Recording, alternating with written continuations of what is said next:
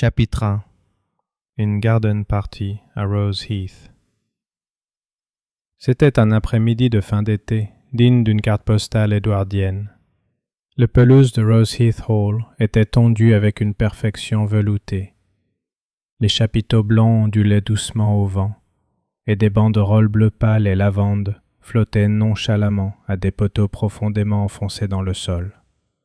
Les tasses à thé tintaient sur leurs soucoupes. Les enfants frottés et empesés dans leurs habits du dimanche titubaient, les doigts collants et les mains glacées. Le Women's Institute s'était surpassé pour la garden party annuelle de Rose Heath, et pas même l'ombre d'un scandale ne flottait encore dans l'air.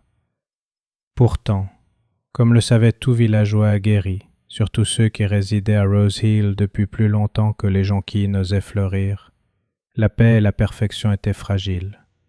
Et Miss Jane Marple, bien que non native du village, comprenait cette vérité mieux que quiconque. Elle était assise légèrement à l'écart de la foule, à l'ombre d'un sycomore, une tasse d'Earl Grey délicatement posée dans sa main gantée. Son chapeau, d'un gris tourterelle discret orné d'une bordure de violette fanée, projetait une ombre douce sur ses yeux, lui donnant l'air calme et attentif d'un chat qui se contente d'observer et d'attendre. « Oh, Miss Marple !»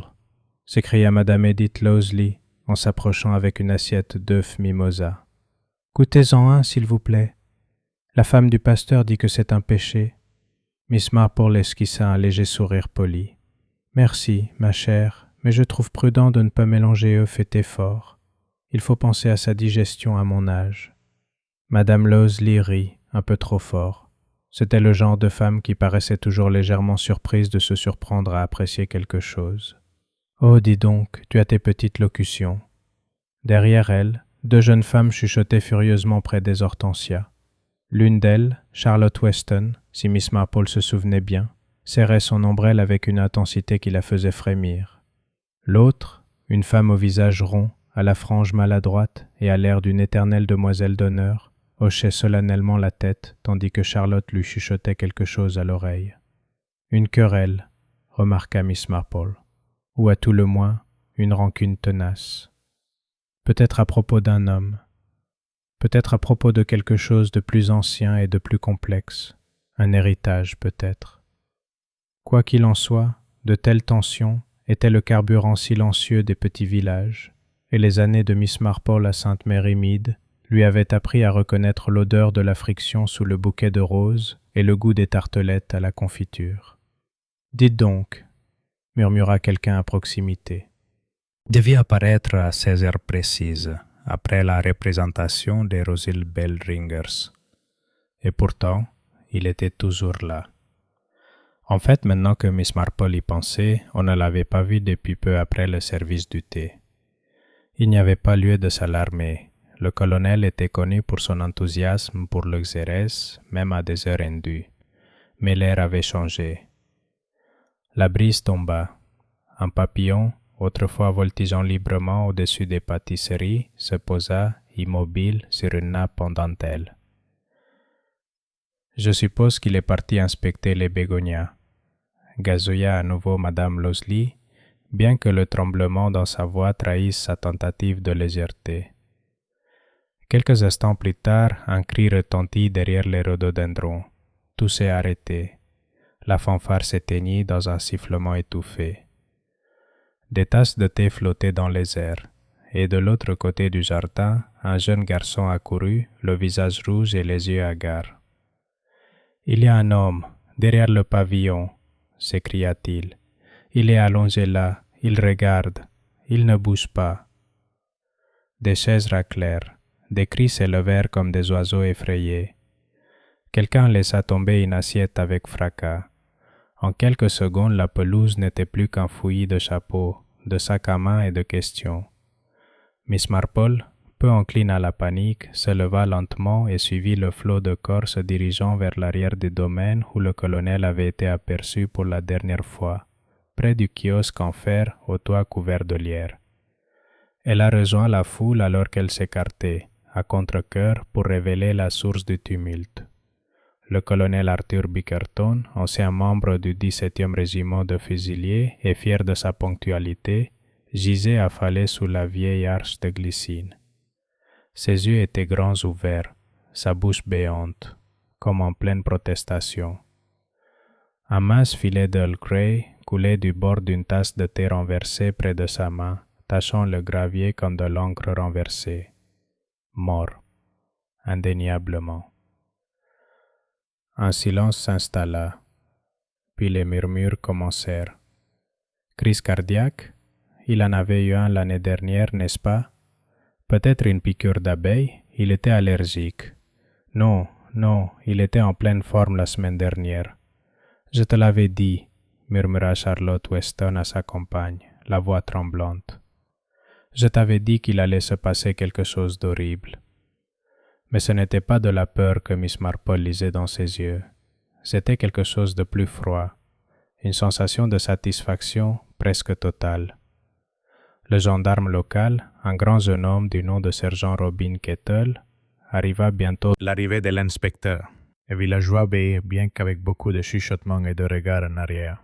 Miss Marple, silencieuse comme toujours, restait debout près du bosquet. Elle regardait le sergent prendre des notes, scrutait le corps refroidi du colonel et fronçait les sourcils, confuse, à la faible odeur de quelque chose de doux et d'anormal. Elle aussi l'avait capté, cet étrange arôme floral sous la glycine et le thé, amande. Elle cligna des yeux une fois, puis deux fois. Elle baissa les yeux vers la tasse. « Quel dommage !» dit une voix près d'elle. C'était le révérend Peters, les mains jointes solennellement. Il était censé présenter le Best in Show du concours de rose. Mauvais timing. Miss Marple se tourna doucement vers lui. « Ma chère révérende, dit-elle, je pense plutôt qu'il a été choisi avec beaucoup de soin. » Chapitre 2. Les villageois chuchotent. Le lundi matin, à Rosehill, l'ambiance était passée du choc à la spéculation. La nouvelle de la disparition soudaine du colonel Bickerton lors de la garde d'un parti s'était répandue plus vite que les sermons du vicaire, se propageant à travers les paroisses, les bureaux de poste et les salons avec une agilité déconcertante. Au salon de thé Rosehill, où des naperons en dentelle gardaient chaque surface et où la confiture était toujours faite maison, les plaisanteries habituelles avaient été remplacées par des ragots à couper le souffle. « Eh bien, je ne pense pas que ce soit naturel, » dit Madame Maud Calthorpe en ajustant son énorme broche qui scintillait comme un second soleil sous son cou. « J'ai vu son expression. Sa bouche était toute tordue comme ça. Ce n'était pas paisible, je peux vous le dire. » « Poison, murmura Dottie Bramble, une vieille fille d'âge indéterminé, passionnée de mélodrames. « Forcément. J'ai lu dans un de mes romans policiers, quand la bouche se recourbe comme ça, c'est du poison.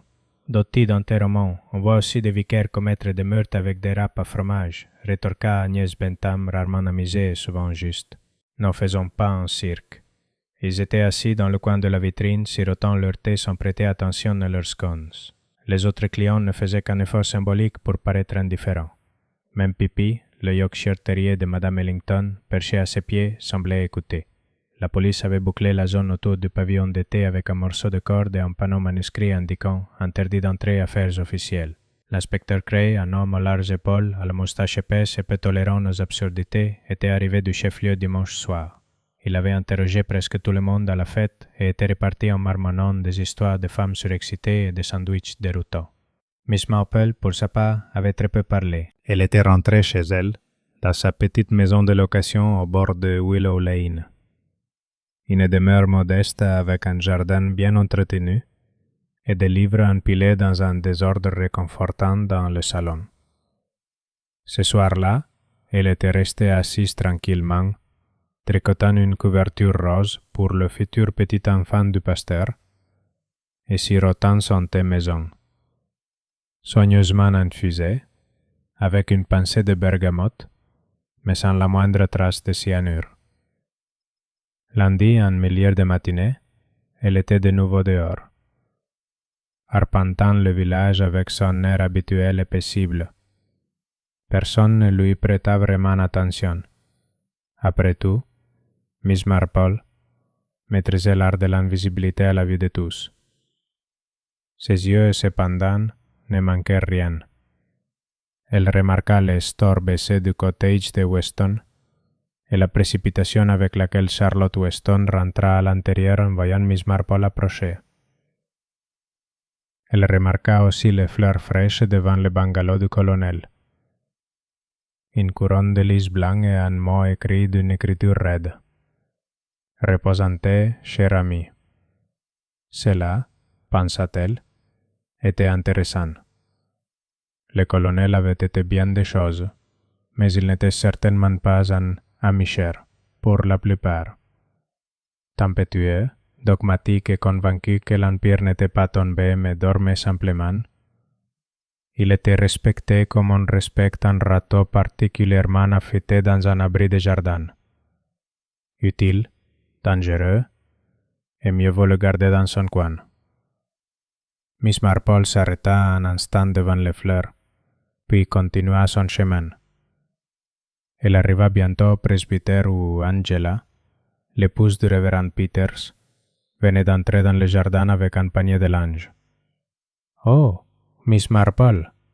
sourit Angela en écartant une mèche de cheveux de son front. « Vous êtes au courant, je suppose. »« Oui, ma chère, » dit doucement Miss Marple. « C'était très pénible. » Angela posa le panier et soupira. Arthur, enfin, le colonel, pouvait être difficile, mais personne ne méritait ça. La police pense que c'était dans l'été, non? Ce serait logique, répondit Miss Marple, vu les circonstances. Après tout, il tenait une tasse. Oui, mais tout le monde buvait le même pot. Angela fronça les sourcils. Du moins, je le croyais. Tu l'as vu se verser son propre thé? Angela secoua la tête. J'étais occupé avec les billets de tombola à ce moment-là. Mais Edith Lausley a peut-être vu. Miss Marple sourit faiblement. Oui. Madame Lausley voit beaucoup de choses. Était taché par une utilisation excessive, et sa patience s'effilochait comme l'ourlet du châle de Madame Calthorpe.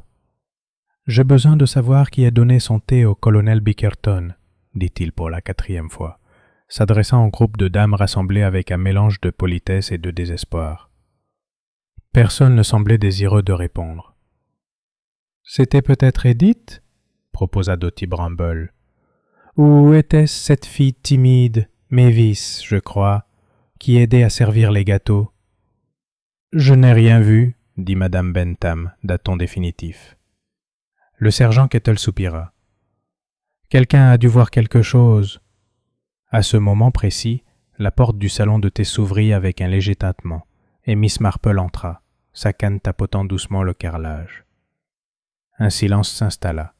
Le genre de silence qui s'installe lorsque les villageois réalisent que la véritable détective est entrée dans la pièce, même si elle n'a jamais porté de badge. « Bonjour, sergent, » dit mademoiselle Marple, avec un léger hochement de tête. « J'espère que je ne vous dérange pas. »« Pas du tout, Miss Marple. Vous êtes toujours la bienvenue, » répondit Kettle en se redressant inconsciemment. « Nous étions juste en train de discuter du colonel. »« Bien sûr, » dit-elle en regardant autour d'elle. « Tellement tragique, mais pas totalement surprenant. » Cela a déclenché une nouvelle vague de murmures. « Pas étonnant !» s'exclama Madame Calthorpe. « Que voulez-vous dire ?»« Eh bien, » dit Miss Marple calmement, « lorsqu'un homme qui a pris l'habitude de collectionner les ennemis meurt subitement et de façon anormale lors d'un événement public, on peut se demander, était-ce le hasard ou était-ce dû ?» Dotty Bramble resta bouche bée. « Tu crois que quelqu'un voulait le tuer ?»« Je pense, » dit Miss Marple en croisant les mains sur son réticule, « que quelqu'un à cette garden party avait attendu très longtemps un tel moment. » Cet après-midi-là, le chemin vers la mort du colonel n'était pas plus clair, même si des fils commençaient à apparaître. Edith Lausley, interrogée en privé par Miss Marple autour d'un thé et d'une part de gâteau de Madère, jura qu'elle n'avait pas servi le thé du colonel, mais admit avoir remarqué Charlotte Weston s'attardant près du samovar avec une expression curieuse. Comme si elle préférait être n'importe où ailleurs, ou plutôt que quelqu'un d'autre soit ailleurs, si vous me suivez. Et Mavis, la jeune fille timide qui aidait à la préparation des gâteaux, avait été témoin d'une dispute plus tôt dans la semaine près de la poste. Un échange houleux entre le colonel et un certain Alfred Crutchley, le notaire du village, à propos d'un testament. De qui était-il question ? Elle n'aurait su dire. Mais Crutchley s'était éloigné en marmonnant quelque chose comme « On ne vole pas 2 fois ce qu'on doit ». Miss Marple soigneusement tout cela dans les tiroirs de son esprit. Et tard ce soir-là, assise de nouveau près du feu, elle s'autorisa une seule pensée, calme, certaine et glaçante. Quelqu'un avait attendu cette garden party, attendu avec une grande attention, et choisi non seulement le moment, mais la coupe elle-même, la dernière tasse de Earl Grey. Chapitre 3. Le testament et la veuve. Miss Marple savait depuis longtemps que le moyen le plus rapide de découvrir le mobile d'un meurtre était d'examiner un testament, ou plus précisément ce qui avait été modifié récemment. L'argent, pensait-elle, n'était peut-être pas la racine de tous les maux, mais il en connaissait certainement la direction. Et le colonel Arthur Bickerton était le genre d'homme dont les finances étaient un sujet de spéculation publique et d'irritation privée. Mardi matin, le ciel de Rose Hill s'était teinté d'un gris éteint. L'air chargeait du parfum de la pluie à venir. Les banderoles de la fête flottaient encore timidement devant la salle des fêtes, comme si elles hésitaient à admettre que la fête était terminée et qu'une atmosphère plus sombre avait pris sa place. Miss Marple, tout juste sortie de son petit déjeuner composé d'œufs à la coque et de toast, remonta le chemin pavé jusqu'au modeste bureau en briques rouges du cabinet Crutchley en Webb, avocat et commissaire au serment. Ses gants étaient impeccables, son chapeau modeste, et son expression exprimait une curiosité innocente, bien que son esprit bouillonnât d'une vivacité éprouvée. Elle n'avait pas de rendez-vous officiel, mais cela n'avait guère d'importance. Au fil des ans, elle avait découvert que se présenter à la porte avec un sourire bienveillant et une boîte de scones au raisin lui donnait généralement plus d'accès qu'une lettre de recommandation. Monsieur Alfred Crutchley, maigre et chauve, un mouchoir perpétuellement humide à portée de main, leva les yeux de son bureau avec un clignement d'yeux surpris. « Miss Marple » dit-il en ajustant ses lunettes. « Quel plaisir inattendu !»« J'espère ne pas vous déranger, monsieur Crutchley, » dit mademoiselle Marple d'une voix douce. « C'est juste que, eh bien, cette histoire avec le pauvre colonel Bickerton, tellement bouleversante, je pensais que vous sauriez s'il avait, disons, des affaires en suspens. » Crutchley toussa dans son mouchoir. « C'est une affaire confidentielle, vous comprenez. » « Oh, naturellement, » acquiesça Miss Marple en s'installant sagement dans le fauteuil en face de son bureau. « Mais je crois que tout le monde sait que vous avez géré ces affaires pendant de nombreuses années. Et comme tout le village spécule déjà à tout va, j'ai pensé qu'il serait prêt. » Récemment, il y a seulement 3 semaines, en fait. « Ah bon? » Miss Marple sirota son thé. L'une des secrétaires de Crutchley lui en avait consciencieusement apporté une tasse. « Comme c'est opportun. » Oui, un changement important aussi. À l'origine, la majeure partie de sa succession, le bungalow, son modeste portefeuille d'investissement et quelques objets militaires anciens devaient revenir à sa nièce Pamela Bickerton. Elle vit désormais à Torquay. Mais le Nouveau Testament, sa voix s'interrompit. « Oui ?» demanda Miss Marple avec un léger coup de coude. « Le Nouveau Testament laisse l'essentiel de la succession à Madame Lydia Carmichael. »« Madame Carmichael ?» Miss Marple haussa légèrement les sourcils. « La veuve aux rideaux de dentelle et au chat persan ?»« Exactement le même. C'est curieux. Je n'avais pas réalisé qu'ils étaient si proches. »« Non, jusqu'à récemment. » Crutchley jeta un coup d'œil vers la porte et baissa la voix. « En fait, ça a été un choc pour moi. J'ai préparé les nouveaux documents moi-même et je me souviens avoir pensé que tout cela était assez soudain. » Miss Marple réfléchit un instant en silence. A-t-il donné une raison? Juste qu'il souhaitait se racheter, c'est l'expression qu'il a employée, se racheter. J'ai compris qu'il s'agissait d'un malentendu passé, mais il n'a donné aucun détail. Et Madame Carmichael a-t-elle été informée de son héritage?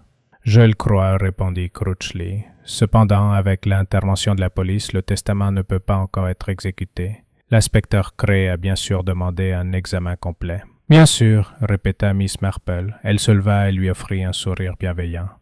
Vous avez été d'une grande aide, monsieur Crutchley. Je ne vous dérangerai plus. Il la raccompagna jusqu'à la porte. Si je puis me permettre, Miss Marple, j'espère que vous ne vous mêlez pas trop de ces désagréments. Il vaut mieux laisser ces choses aux autorités. Sans aucun doute, répondit-elle. Mais les autorités sont souvent tellement occupées à chercher des preuves qu'elles oublient de chercher la raison. Bonjour. Lydia Carmichael vivait dans une maisonnette au toit d'ardoise, aux murs couverts de lierre et imprégnée d'une douce mélancolie. Elle avait déménagé à Rose-Hill un peu plus d'1 an après la mort de son mari. Bien que polie et parfois présente aux cérémonies religieuses, elle était restée largement à l'écart de la société villageoise. Miss Marple arriva peu après midi. C'est Madame Carmichael elle-même qui ouvrit la porte, grande, posée, vêtue d'un cardigan bleu pâle qui mettait en valeur l'argent de ses cheveux. « Mademoiselle Marple, dit-elle avec un sourire doux et prudent, je m'attendais plutôt à ce que vous veniez. »« Vraiment ?» Miss Marple sourit chaleureusement. « Alors ?» J'espère que ce n'est pas gênant. Pas du tout, dit la veuve en s'écartant. Voulez-vous du thé? Ils s'installèrent dans le salon où un gros chat persan gisait sur le rebord de la fenêtre tel un souverain poilu. La maison était propre, presque agressive, sans la moindre trace de désordre. Chaque livre était rangé par taille, chaque photo parfaitement alignée. L'effet était presque trop ordonné. « J'imagine que vous avez entendu la conversation, » dit Madame Carmichael, en versant du thé d'une main qui tremblait légèrement. « On en parle toujours dans le village, » répondit Miss Marple. « Certains sont vrais, d'autres non. Je préfère remonter à la source quand je peux. » La veuve sirota son thé et observa son invité. « Vous voulez savoir pourquoi Arthur a modifié son testament. Si tu veux me le dire... » Lydia reposa sa tasse avec un léger tintement. C'était de la culpabilité, pas de l'amour, pas ça. Ce n'était pas un homme qui aimait facilement, mais de la culpabilité, oui. Culpabilité pourquoi? Elle baissa les yeux sur ses mains. Mon mari, Harold, était autrefois en poste sous ses ordres dans l'armée. Il y a de nombreuses années, au Kenya, il y a eu un incident, une manœuvre ratée, une erreur politique, le genre de choses qu'on ne mentionne pas dans les journaux. Arthur a jeté Harold sous le proverbial omnibus. Cela a ruiné sa carrière. Je vois. Pendant des années, nous avons lutté. À la mort d'Harold, j'ai déménagé ici. Je ne m'attendais pas à ce qu'Arthur soit là aussi. Mais il m'a reconnu, il a dit qu'il voulait arranger les choses, que cela le hantait. Il venait même me voir tous les mardis pour prendre le thé. C'était son idée, je n'ai rien demandé. Et la dernière fois que tu l'as vu, la veille de la fête, il m'a apporté un livre sur les orchidées. Il en était passionné, tu sais. Oui, répondit Miss Marple, et pour garder des secrets aussi. Ils restèrent assis en silence pendant un moment, interrompus seulement par le faible ronronnement du chat. « Tu ne penses pas que c'était naturel, n'est-ce pas ?» demanda Lydia doucement. « Je pense que c'était délibéré, » répondit Miss Marple, « et que c'était censé donner une impression différente. » Au crépuscule, la pluie avait commencé à tomber avec force, lavant les ruelles du village d'argent et plongeant les cottages dans une obscurité adoucie. Miss Marple rentra chez elle avec plus de questions que de réponses, mais une chose commençait à se former dans son esprit. Un motif, faible et irrégulier, comme les premiers points d'une nouvelle dentelle. Le colonel Bickerton avait des ennemis, certes, mais tous ne cherchaient pas à se venger. Certains, soupçonnait-elle, aspiraient au silence. D'autres voulaient s'assurer que les vieilles vérités ne soient jamais révélées au grand jour. Le testament était important, mais... Peut-être pas, pour la raison que tout le monde supposait. Car même lorsqu'elle se versait son thé du soir et y ajoutait un peu de lait, Miss Marple ne pouvait se défaire du sentiment que l'acte final du colonel Bickerton n'avait pas été de donner, mais de révéler. Et quelqu'un, quelque part à Rose-Hill, avait tué pour garder cette révélation enterrée. Chapitre 4. La deuxième coupe. C'était mercredi matin, et le village de Rose-Hill avait acquis ce calme particulier qui suit souvent un scandale. Celui qui n'est pas un soulagement, mais plutôt une retenue d'haleine. La mort du colonel avait jeté une ombre immense, non seulement sur les pelouses jonchées de banderoles, mais sur l'âme même du village. Les fenêtres, autrefois ouvertes avec joie, restaient désormais fermement verrouillées. Les rumeurs de concours de roses se réduisaient à des murmures prudents. Et presque tout le monde évitait de parler de thé. Miss Marple, cependant, n'était pas superstitieuse. Elle se prépara un bon Darjeeling, elle avait mis de côté l'Earl Grey pour l'instant, non par peur, mais par goût, et relut ses notes, assise près de la fenêtre du salon. Devant elle se trouvaient 4 éléments écrits avec soin sur cuivre. Testament du colonel révisé. Il y a 3 semaines. À Madame Lydia Carmichael. Altercation précédente entre Bickerton et M. Crutchley. Testament contesté. Charlotte Weston est vue s'attardant près du samovar. Odeur d'amande, cyanure. C'est le dernier point qu'elle a souligné. Elle avait mené des enquêtes subtiles au cours de la journée précédente. L'inspecteur Cray, avec sa moustache épaisse et ses manières plus austères, avait finalement dévoilé ses premières conclusions. Des traces de cyanure de potassium avaient été détectées dans les restes du thé du colonel. Il n'y avait plus aucun doute désormais, il s'agissait d'un meurtre. Mais la méthode intriguait Miss Marple. Le cyanure avait un effet immédiat et brutal. Si le colonel l'avait bu à dose normale, il se serait effondré sur place. Pourtant, il s'était éloigné des tables à thé et s'était effondré quelques minutes plus tard près du pavillon d'été. À moins qu'il n'ait pris plus d'une tasse. Elle sirota son Darjeeling pensivement et attrapa son cardigan. Il était temps de parler à la seule personne qui pourrait connaître la vérité sur la 2e tasse. Mavis Cribbs, la jeune fille timide mais appliquée qui avait aidé à servir le thé à la fête.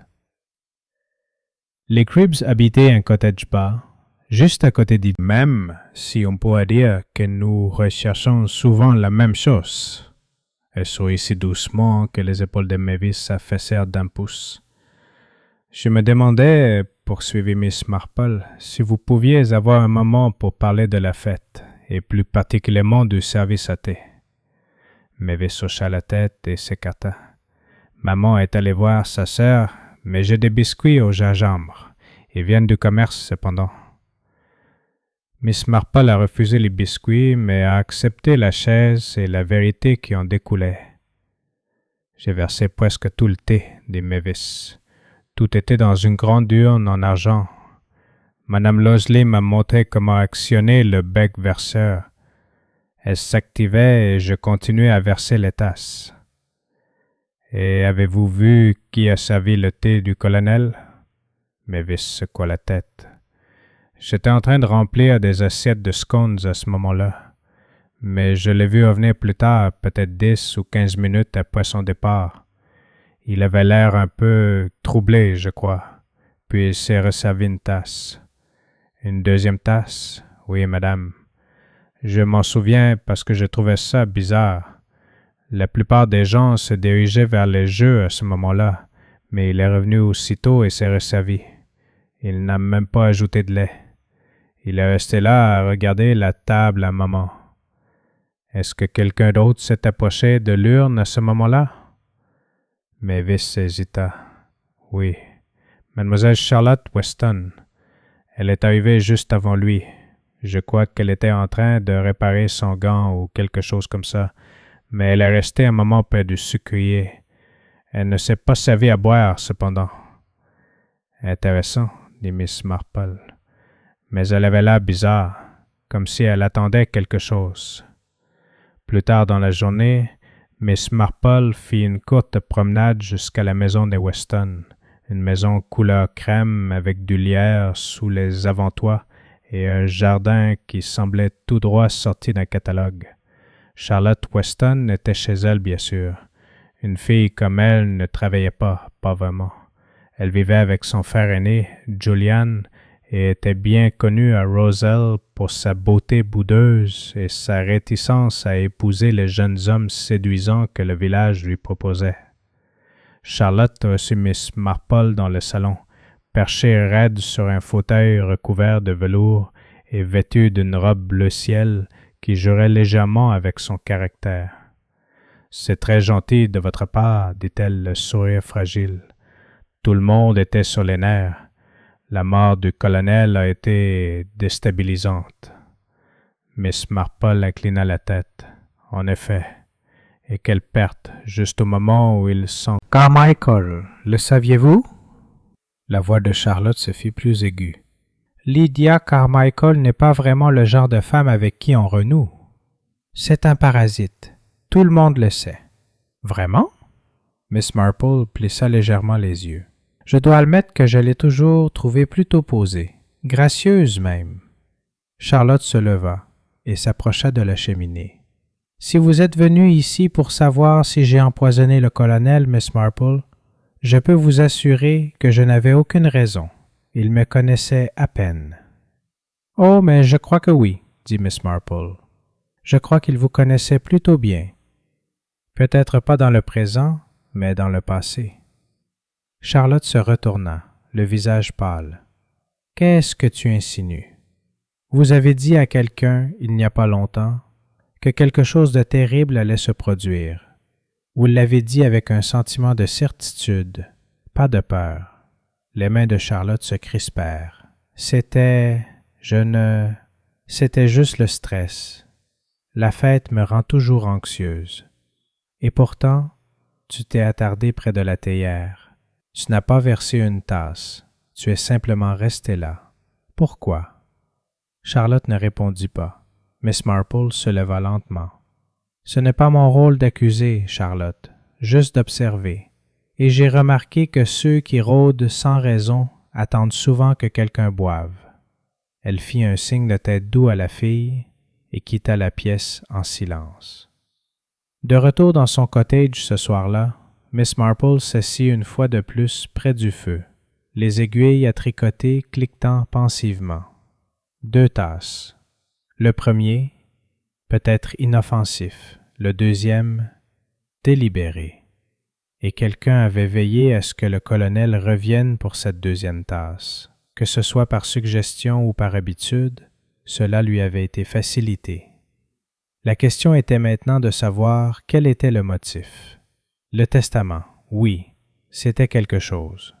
Mais Charlotte n'avait pas été déshéritée. On n'avait même pas parlé d'elle, à moins que les changements opérés par le colonel n'aient suscité quelque chose de plus profond que l'argent. Peut-être une ancienne relation, un scandale. Elle tapota ses aiguilles ensemble et ferma les yeux. Demain, elle rendrait visite à Julian Weston, discret, intelligent et toujours à l'affût. Il était resté discret pendant des années, poli et professionnel, proposant des cours de violoncelle et ne cherchant pas à s'attirer d'ennui. Mais Miss Marple avait un jour entendu le colonel Bickerton le qualifier de ce garçon turbulent qui cerne trop bien les gens. Il était temps de découvrir exactement ce que Julian Weston avait vu et pourquoi sa sœur avait si peur. La situation était redevenue normale.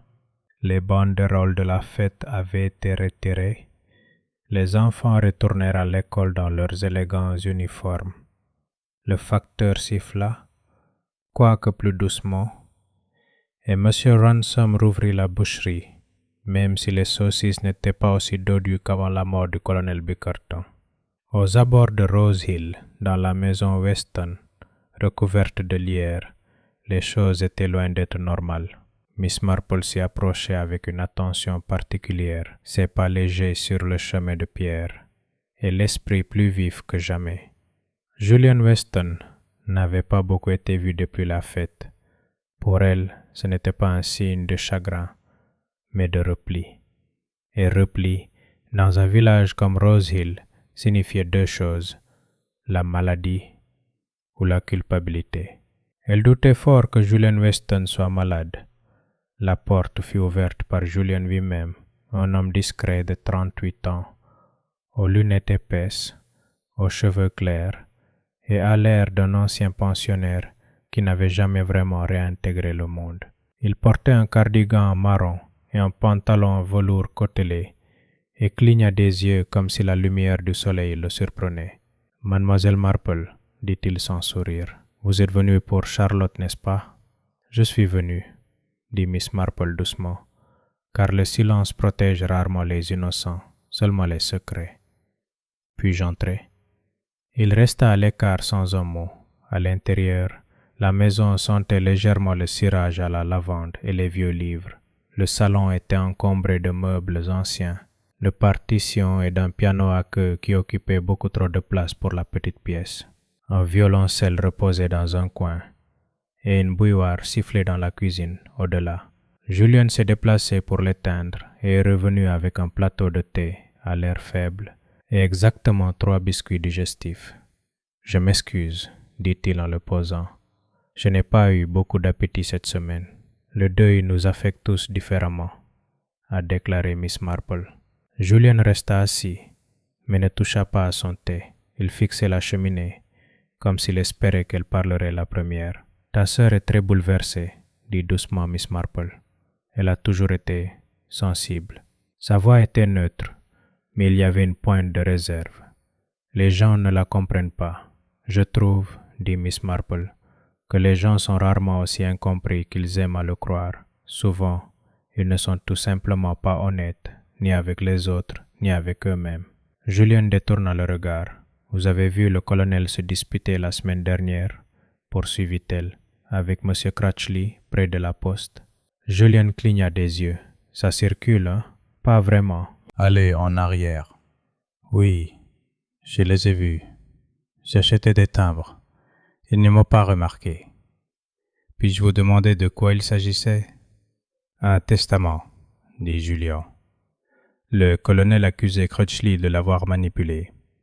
Il disait que la nouvelle version ne correspondait pas à ce dont il avait parlé. Il parlait de dates et de modifications. C'est très intéressant, dit doucement Miss Marple. Surtout que Crutchley m'a assuré que le colonel avait fait ces changements en toute bonne foi. Julien rit amèrement. Bien sûr qu'il l'a fait, c'est ce que Crutchley dit toujours. Il eut une pause. Tu ne lui fais pas confiance? Demanda Miss Marple. Je ne fais confiance à personne qui tire profit du secret, dit Julien. Cet homme a bâti sa vie sur le contenu des tiroirs et des journaux intimes d'autrui. Vous savez, il était très proche du colonel pendant la guerre. J'avais entendu. Ils ont gardé quelque chose pour eux, quelque chose que Charlotte a découvert, je crois. Elle ne me l'a jamais dit ouvertement, mais je ne suis pas aveugle. Il se leva et se dirigea vers la fenêtre. Ils étaient tous impliqués dans quelque chose, le colonel, Crutchley, et peut-être même Lydia Carmichael. Ils étaient impliqués dans un fouillis il y a des décennies, et maintenant ça leur revient. Miss Marple hocha lentement la tête. Tu crois que Charlotte savait la vérité? Je pense qu'elle en savait assez pour les détester. Et pourtant, dit Miss Marple, la haine ne mène pas toujours au meurtre. Julien se retourna brusquement. N'est-ce pas? Avez-vous rencontré beaucoup de meurtriers heureux, Miss Marple? Elle sourit faiblement. Certains sont satisfaits, la plupart ont peur, et quelques-uns, rares, sont simplement là d'attendre que justice soit faite. Il redevint silencieux et lorsqu'il parla à nouveau, ce fut presque un murmure. Charlotte a reçu une lettre 2 jours avant la fête, manuscrite, sans adresse de retour. Je l'ai vue sur la table d'entrée. L'as-tu lue? Non. Mais elle a pleuré après l'avoir ouvert. Puis elle l'a brûlé dans le bac à déchets. Le regard de Miss Marple s'éclaira. Il l'a brûlé? Oui. Elle a dit que c'était d'un vieil ami décédé. Je ne l'ai pas cru. Est-ce qu'elle t'a dit ce que ça disait? Non. Seulement qu'elle ne pourrait jamais pardonner à certaines personnes. Miss Marple se leva et prit ses gants. Puis-je vous demander encore une chose, Monsieur Weston? Bien sûr. Avez-vous remarqué quelque chose d'inhabituel dans la 2e tasse de thé du colonel? Julien cligna des yeux. Je ne savais pas qu'il en avait un. Il l'a fait. Marple hocha la tête. Oui, seul, mais pas sans surveillance. Ce soir-là, Rosel reprit son souffle. Une nouvelle vague de ragots déferla sur le village, tandis que la nouvelle du cyanure se confirmait discrètement. Madame Loseley fit remarquer à son mari qu'ils auraient dû utiliser des pots à crème plutôt que des bols ouverts. On ne sait jamais ce que les gens laissent tomber de nos jours. Dottie Bramble affirma qu'elle avait toujours soupçonné quelque chose d'anormal. L'air sentait mauvais ce jour-là, n'est-ce pas, Maud? Et l'inspecteur Cray, mal à l'aise dans le salon du presbytère, avoua au révérend Peters que l'affaire était plus serrée qu'un nœud de boucher. Miss Marple était assise dans son salon au crépuscule, regardant les derniers rayons du soleil transformer les roses du jardin en velours sombre. Un deuxième testament, peut-être falsifié, une lettre à brûler, un vieux secret est revenu. Quelqu'un avait eu peur, non pas de culpabilité peut-être, mais d'être exposé. Et Miss Marple commençait à soupçonner que la vérité derrière le meurtre du colonel Bickerton ne résidait pas dans l'identité du coupable et se trouvait pour tirer profit de sa mort. Mais à qui avait le plus à faire? Perdre, après ce qu'il aurait pu dire ensuite. Chapitre 6. Le bac à jardin. Regards. Miss Marple s'y arrêta, sortant délicatement un mouchoir plié de sa poche avant de soulever le couvercle en fer noir. L'odeur âcre du papier brûlé et de la cendre humide lui vint aussitôt aux narines. Elle jeta un coup d'œil à l'intérieur.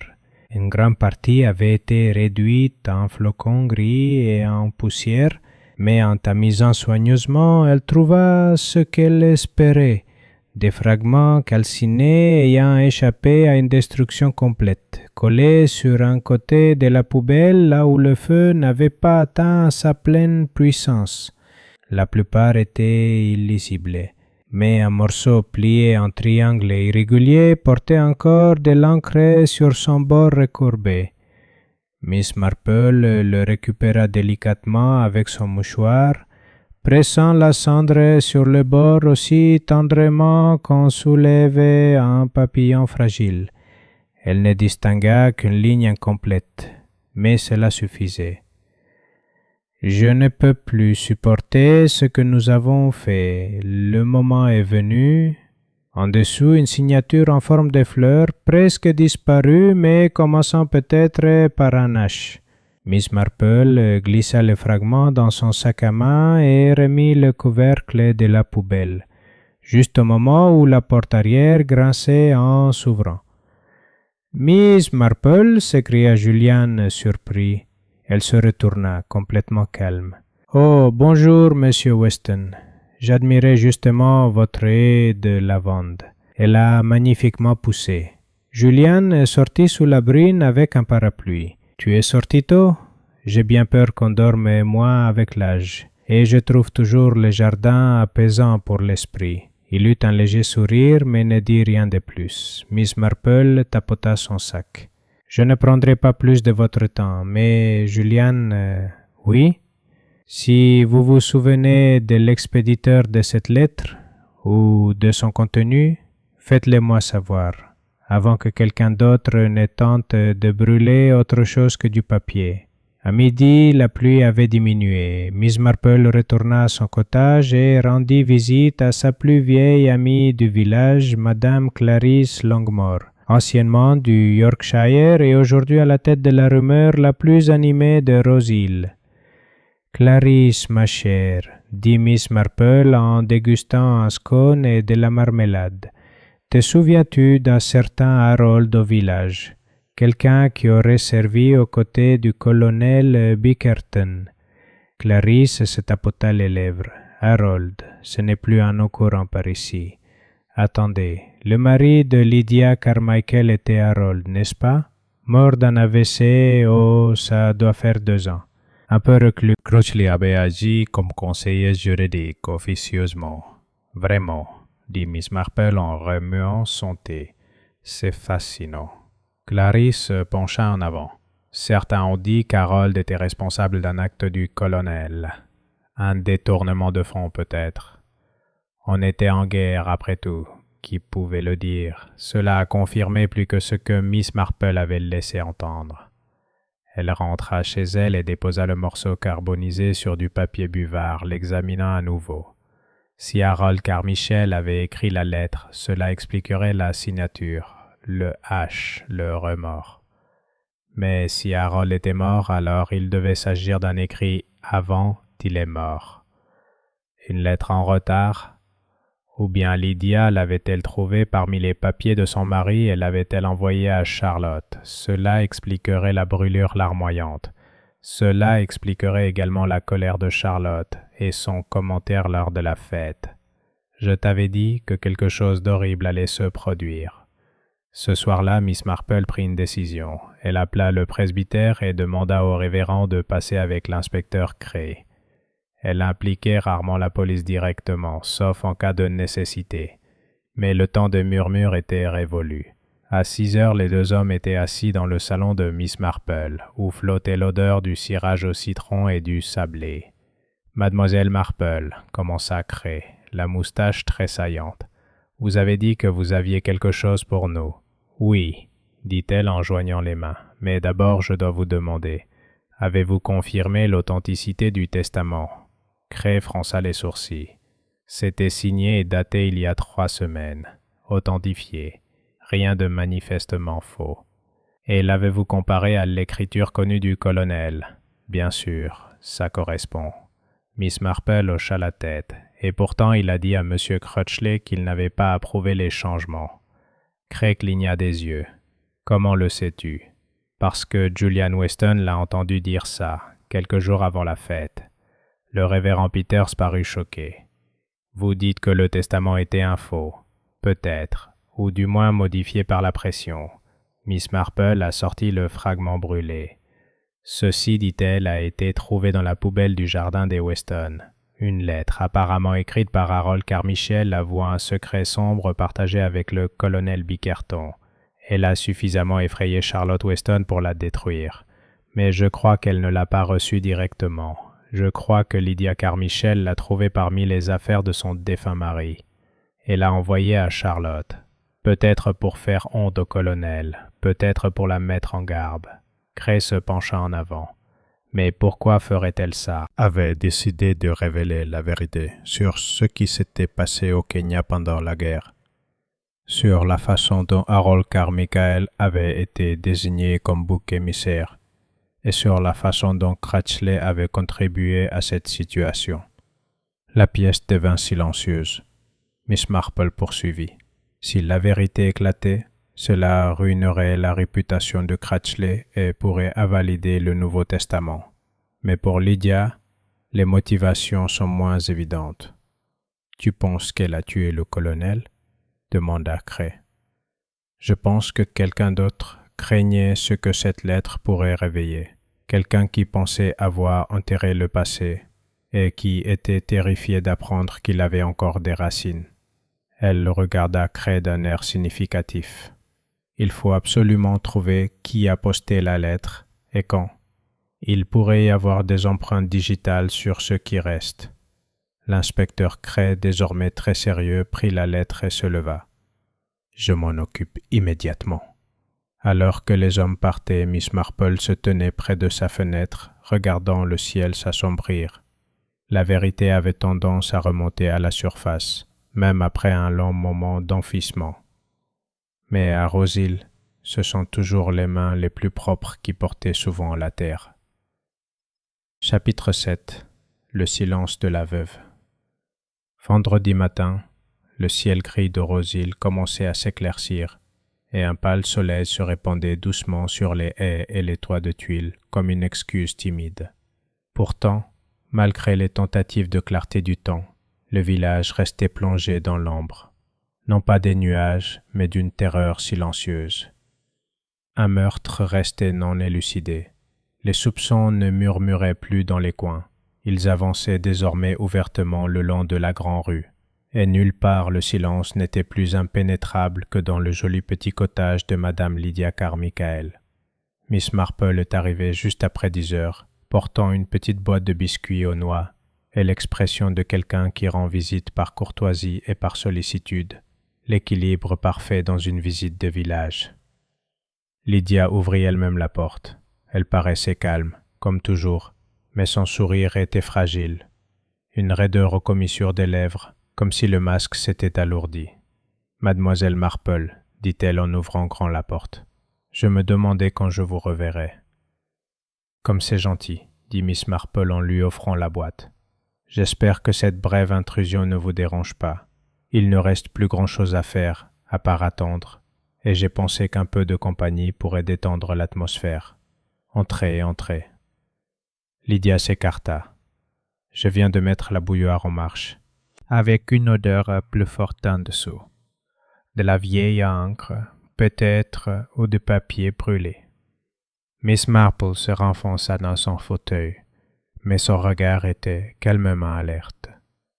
Lydia versa le thé et passa une tasse. « J'imagine que tu as été occupée. »« Oui, » dit Miss Marple en posant son sac à main. « Mais pas autant que l'inspecteur. Il a eu beaucoup de choses à réfléchir. » La main de Lydia s'immobilisa sous la poignée de la théière. « Tel que... » « Oh, rien de remarquable. Seulement les fragments d'une lettre brûlée retrouvée dans la poubelle du jardin de Weston. » L'expression de Lydia ne changea pas, mais ses doigts se resserrèrent légèrement autour de la tasse. « Je vois, » dit-elle. « Il s'agissait apparemment d'une lettre de votre défunt mari, adressée à Charlotte Weston, ou peut-être destinée au colonel Bickerton et interceptée. Nous l'ignorons encore. » Lydia posa la tasse. « Alors, peut-être devrions-nous attendre pour spéculer. » Miss Marple hocha la tête avec approbation. « Oh, je suis tout à fait d'accord. Mais la spéculation, comme vous le savez, est l'un des rares luxes que l'âge nous offre. » Elle sirotait son thé. « Cela doit être étrange, » continua-t-elle doucement, « de voir le fantôme de votre mari ressurgir, juste au moment où vous le pensiez enfin en paix. » Lydia eut un petit rire sans humour. Peace et Harold ne se connaissaient pas vraiment. C'était un mariage difficile. Pas difficile, dit Lydia. Distinct. C'était un homme plein de regrets. Pas du genre à crier, mais plutôt du genre calme et lent. Il ne parlait jamais beaucoup du passé, se contentant de dire qu'il avait fait des choix irréversibles. A-t-il déjà mentionné le colonel? Seulement qu'Arthur Bickerton avait été son supérieur, et qu'il ne lui avait jamais vraiment pardonné. Il y eut un silence. La pluie recommença à tomber, tapotant légèrement la vitre. « As-tu envoyé la lettre à Charlotte? » demanda Miss Marple. Lydia leva brusquement les yeux. « Non. »« Mais tu l'as trouvée. » Lydia hésita. « Oui, » dit-elle finalement. Après la mort d'Harold, c'était dans une boîte de vieux dossiers, jaunis et pliés. J'ignorais qu'il avait conservé quelque chose de ces années-là. Mais c'était là. Pourquoi ne l'as-tu pas détruit? J'ai failli le faire, sa voix baissa. Mais une partie de moi voulait que ça se sache. Pas par vengeance, pas pour l'argent, juste la vérité. Arthur menait une vie confortable, tandis qu'Harold était rejeté. Et donc tu l'as envoyé à Charlotte? Lydia soutint son regard. Oui. Pourquoi elle? Elle était la fille, comment dire, inavouée du colonel. Sa mère était Grace Langley, n'est-ce pas? Ils étaient amoureux autrefois, jusqu'à ce qu'Arthur épouse la fille d'un général et laisse Grace élever seule Charlotte. Je me le demandais, dit doucement Miss Marple. Il y a toujours quelque chose dans les yeux avec les liens du sang. Elle méritait de savoir, poursuivit Lydia, de savoir quel genre d'homme il était vraiment. Et si elle choisissait de l'affronter, eh bien, je pensais qu'il lui devait bien cela. Miss Marple remua son thé. Il est mort 2 jours plus tard. Oui, dit Lydia, mais pas de ma main. Miss Marple se pencha en avant. Madame Carmichael, si je peux me permettre de vous le demander directement, avez-vous trafiqué le thé? Non, répondit Lydia fermement. Je ne prendrai pas le risque de blesser quelqu'un d'autre. Le cyanure n'est pas précis, il aurait pu tuer n'importe qui. Et pourtant ce n'est pas le cas. Lydia leva le menton. Alors c'était peut-être le destin, ou quelqu'un de plus précis que moi. Le silence régna à nouveau. Pas hostile, simplement étagé. Miss Marple se leva enfin et récupéra son sac à main. « Merci pour votre honnêteté, dit-elle. Je crois que vous m'avez raconté l'essentiel de l'histoire. » La bouche de Lydia se tordit légèrement. « Et toi? » « Oui, » répondit Miss Marple avec une lueur qui n'atteignit pas son sourire.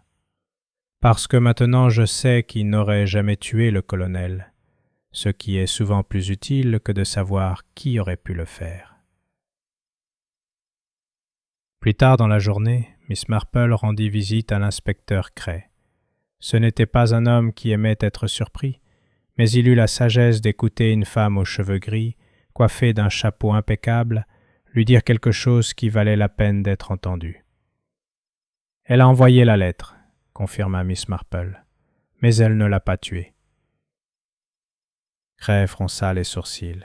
« Nous n'avons trouvé aucune empreinte digitale sur le morceau de papier, pas même les siennes, il était trop brûlé. C'était délibéré.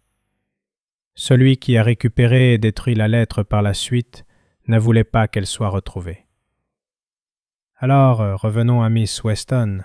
Je n'en suis pas certain.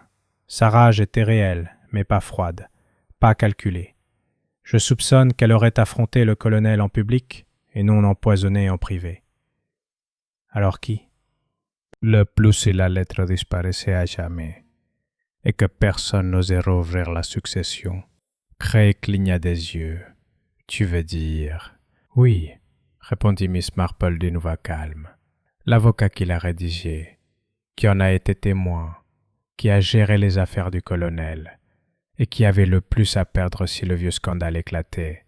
Cray se redressa. Crutchley. Miss Marple sourit tristement. Et si je ne me trompe pas, inspecteur, il nettoie les dégâts du colonel depuis des décennies, et il a finalement décidé de le faire lui-même. Chapitre 8. Le grand livre de Crutchley. Il est des hommes qui bâtissent leur réputation comme des clochers, précis, fiers et irréprochables. Alfred Crutchley était de ceux-là. Pendant plus de 40 ans, il avait servi comme avocat auprès de presque toutes les familles respectables, dans un rayon de 16 kilomètres de Rose Hill.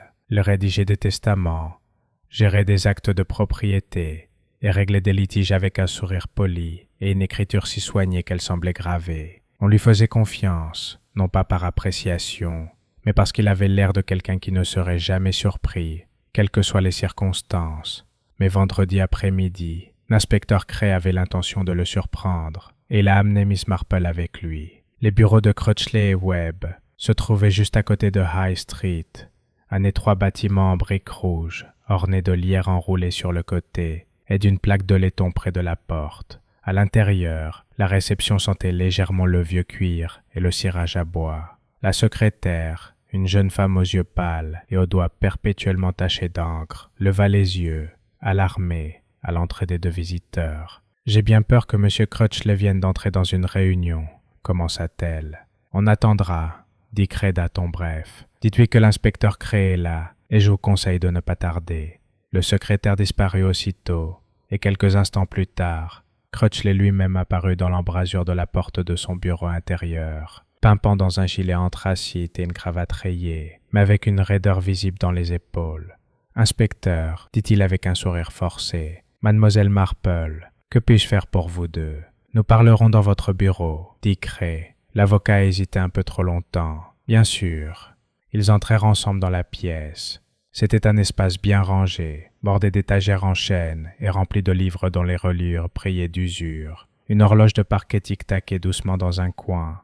Un plateau à thé, intact, reposait sur le bureau. « S'il vous plaît, asseyez-vous » proposa Crutchley. Miss Marple prit la chaise la plus proche de la fenêtre et posa délicatement son sac à main sur ses genoux. Cray resta debout. « Du colonel Bickerton » a déclaré Cray. Crutchley joignit les doigts. « Naturellement, je crois vous avoir déjà fourni tous les documents pertinents. »« Oui, » répondit Cray. « Mais j'ai quelques questions complémentaires. Par exemple, saviez-vous que le colonel avait exprimé des inquiétudes concernant la dernière version de son testament, quelques jours avant sa mort? » Crutchley cligna des yeux puis se reprit. Inquiet? Non, pas du tout. Il l'a signé de son plein gré, je vous l'assure. À qui a-t-il exprimé ses inquiétudes? Demanda doucement Miss Marple. Julian Weston lui avait dit Cray, mais elle voulait voir Crutchley mentir. Je n'en ai aucune idée, répondit Crutchley d'un ton posé. S'il avait des doutes, il ne me les a certainement pas exprimés. Miss Marple hocha la tête, son tricot apparaissant discrètement entre ses mains. Et pourtant, il a confié à au moins une personne qu'il pensait que les changements n'étaient pas ceux qu'il avait prévus. Crutchley remua sur son siège. « Mademoiselle Marple, vous savez mieux que quiconque à quel point la mémoire s'affaiblit avec l'âge. »« En effet, » répondit-elle. « Mais ce sont généralement les personnes âgées dont on se souvient mal, et non les documents qu'elles signent. » Cray se pencha. « Avez-vous rédigé ce testament personnellement? » « Je l'ai fait. »« Des témoins? » ?»« Ma secrétaire et M. Everett, notre commis junior. » Cray sortit une fine enveloppe et la posa sur le bureau. « Nous avons pris des dépositions. Everett dit l'avoir signée après que vous lui ayez dit que le colonel en avait déjà approuvé le contenu. Mais il n'a jamais vu le colonel en personne. Votre secrétaire dit la même chose. » Le visage de Crutchley rougit. Miss Marple poursuivit doucement. « Je me demande, monsieur Crutchley, pourquoi le colonel vous a fait confiance pour opérer des changements aussi radicaux alors qu'il était clairement en train de réévaluer ses affaires. Après tout, vous aviez été impliqué dans une situation très délicate pendant la guerre. » Il se figea. « Je ne comprends pas ce que tu veux dire. »« Je pense que oui, dit-elle. Le tribunal de Nairobi, le rapport signé par Harold Carmichael, celui sur lequel vous l'avez conseillé en privé, et celui qui a permis au colonel Bickerton d'éviter la disgrâce, en faisant d'Harold le bouc émissaire. » Crutchley se leva brusquement. « C'est de l'histoire classée secrète. Et pourtant Harold le savait, dit Cray. Et peut-être, plus important encore, Lydia. Elle a trouvé la lettre. Elle l'a envoyée à Charlotte Weston. Les points financièrement, mais publiquement. Et il vous aurait entraîné dans sa chute, ajouta Cray. Vos conseils de guerre, vos fausses déclarations, tout cela. Je l'ai aidé, s'exclama Crutchley. Il m'a supplié. Il était désespéré. Il disait qu'il ne pouvait pas perdre sa commission, que cela ruinerait sa famille. Et ainsi la vie d'Harold Carmichael a été sacrifiée, dit Miss Marple, et maintenant, toutes ces années plus tard, vous craignez que le colonel ne dise enfin la vérité, surtout après la révélation de cette lettre. La voix de Crutchley était maintenant plus basse, tremblante de rage. Il allait se déshonorer, déshonorer moi.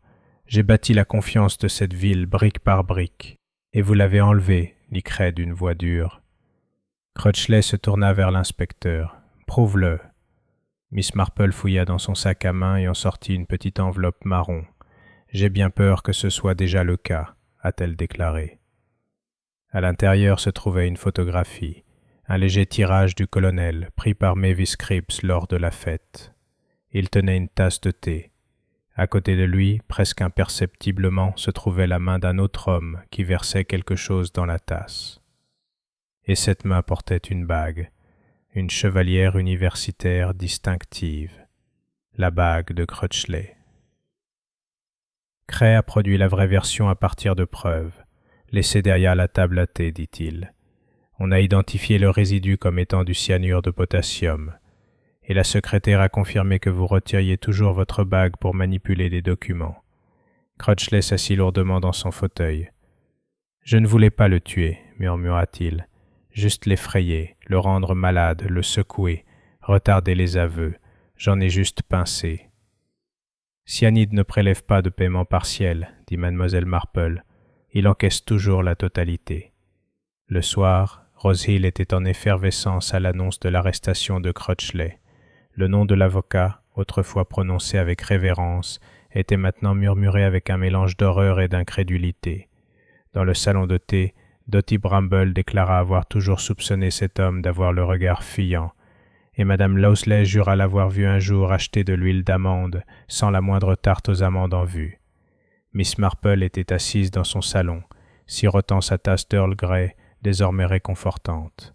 La vérité, comme elle l'avait toujours su, était rarement une affaire bien rangée, mais elle était nécessaire, et même si l'affaire était presque résolue, elle sentait qu'il restait encore une conversation à avoir, un dernier nœud à démêler. Charlotte Weston avait brûlé la lettre, mais pas par peur, par honte, et peut-être était-il temps que quelqu'un lui rappelle que les péchés du père ne souillent pas toujours l'enfant. Orchidées. La tempête était passée, et avec elle, la tension qui avait étreint Rosehill comme un nœud coulant. Le samedi matin, le village vibrait d'un optimisme prudent. La nouvelle de l'arrestation d'Alfred Crutchley s'était répandue à la vitesse du lait renversé dans une crèche. Presque tous les foyers avaient désormais entendu et enjolivé les détails. On entendait parler d'aveux, de mise en scène au tribunal et de codes secrets cachés dans les registres du colonel. Rien de tout cela n'était vrai, bien sûr, sauf l'arrestation elle-même. Mais pour Miss Marple, l'affaire n'était pas encore close. Les pièces du puzzle étaient en place. Un testament falsifié, une vieille trahison, un avocat effrayé, poussé à bout par la menace de la vérité. Et pourtant, parmi les cendres du passé et les pétales fanés de la tromperie, il subsistait quelque chose de délicat, un non-dit. Charlotte Weston. Miss Marple avait pensé à elle à plusieurs reprises au cours de la journée précédente, non plus comme une suspecte, mais comme une victime d'une tragédie plus discrète. Perdre un parent était une chose, découvrir qu'on n'avait jamais été pleinement reconnu par lui en était une autre. Le colonel ne s'était jamais marié, n'avait jamais revendiqué d'enfant, mais il avait laissé des traces, et certaines ressemblaient trop à Charlotte pour être une coïncidence. Cet après-midi-là, Miss Marple suivit son chemin habituel le long de Willow Lane, panier à la main, passant devant le marchand de légumes, la quincaillerie et le bureau de poste, chacun accueilli d'un signe de tête ou d'un mot. Le soleil était revenu et le village s'en imprégnait comme d'un cadeau. Elle est arrivée chez les Weston à 3 heures précises. Charlotte ouvrit elle-même la porte. Elle paraissait fatiguée. Des cernes s'étaient formées sous ses yeux et ses cheveux, habituellement impeccables, étaient tirés en un chignon hâtif. Mais sa posture était droite et sa voix posée. « Mademoiselle Marple. Bonjour, ma chère. Je me demandais si je pouvais passer un moment. » Charlotte s'écarta. « Bien sûr. » Le salon était le même que d'habitude, ombragé, calme et un peu trop silencieux. Le violoncelle reposait dans un coin tel un animal endormi. Un vase d'orchidées fraîches était posé sur le buffet. « Des orchidées, dit Miss Marple avec un petit sourire. Les préférées du colonel, je crois. » Charlotte ne répondit pas au début. Puis, « Ils ont été livrés ce matin. Pas de carte. » Comme c'est attentionné, Charlotte était assise, les mains jointes sur ses genoux. « Je suppose que tu sais tout maintenant. »« Assez, dit Miss Marple, mais la fierté, peut-être, ou de la culpabilité. » Mais la vérité était plus laide. « C'est généralement le cas, dit doucement Miss Marple, mais ça ne rend pas moins réel. Il ne m'a rien laissé, pas même une ligne dans son testament. »« Non, mais il aurait pu changer cela, dit Miss Marple en l'observant. S'il avait vécu un peu plus longtemps. » La mâchoire de Charlotte se serra. « Je crois, poursuivit Miss Marple, qu'il était enfin prêt à dire la vérité, et je crois qu'il avait l'intention de commencer par vous. » Charlotte eut un rire amer. « Trop tard, n'est-ce pas? »« Peut-être, mais une vérité tardive vaut souvent mieux que rien du tout. » Le silence s'installa entre eux, rompu seulement par le tic-tac de l'horloge de la cheminée. Miss Marple se leva et se dirigea vers les orchidées. Elle en toucha une doucement. « Ta mère, Grace Langley, a été très gentille avec moi autrefois. Je l'ai rencontrée il y a des années lors d'une réception paroissiale à Sainte-Marie-Mead. Elle avait une voix douce et un esprit fort. Elle t'a bien élevé. » Charlotte cligna des yeux. « Tu la connaissais ?»« Seulement brièvement, mais on n'oublie pas ces femmes. » Elle se retourna. « A-t-elle jamais parlé du colonel ?» Charlotte secoua la tête. « Pas directement, mais je l'ai toujours su. Il y avait des lettres, jamais signées, et un jour, à 17 ans, elle m'a dit que l'homme qui m'avait donné naissance était parti servir dans l'armée et n'avait jamais regardé en arrière. J'ai reconstitué l'histoire. Est-ce qu'elle voulait que tu le contactes? Elle voulait que je l'oublie. Je crois que ça lui a fait mal, même après toutes ces années. » Miss Marple hocha la tête. « Et pourtant, il vous observait. Il vous surveillait peut-être. Il est peut-être même venu à vos concerts. Il est resté au fond et est parti avant les applaudissements. » Les lèvres de Charlotte tremblaient. « Je le détestais, murmura-t-elle, et je l'aimais, les deux, en même temps. Ce n'est pas rare. »« J'ai brûlé la lettre, dit-elle soudain, de Madame Carmichael. Je ne pouvais pas supporter de la garder. Elle rendait tout réel. » Miss Marple s'assit à nouveau. « Je pense que tu l'as brûlée, non pas pour cacher la vérité, mais parce que tu craignais ses conséquences, pour toi, pour Julien, pour le village. Tu craignais que les gens te regardent différemment. » Charlotte hocha la tête. « Mais ils ne le feront pas, » dit doucement Miss Marple. « Ou s'ils le font, ce sera pour de mauvaises raisons. » Avec le crépuscule se perdait dans les haies et que les chaumières de Rosil allumaient leurs lampes une à une, Miss Marple rentra chez elle. Elle se prépara un dîner léger, un œuf poché sur du pain grillé, et s'assit près du feu avec ses ouvrages. La paix régnait désormais, celle qui suit la résolution d'une énigme et le rétablissement progressif des choses autrefois perturbées.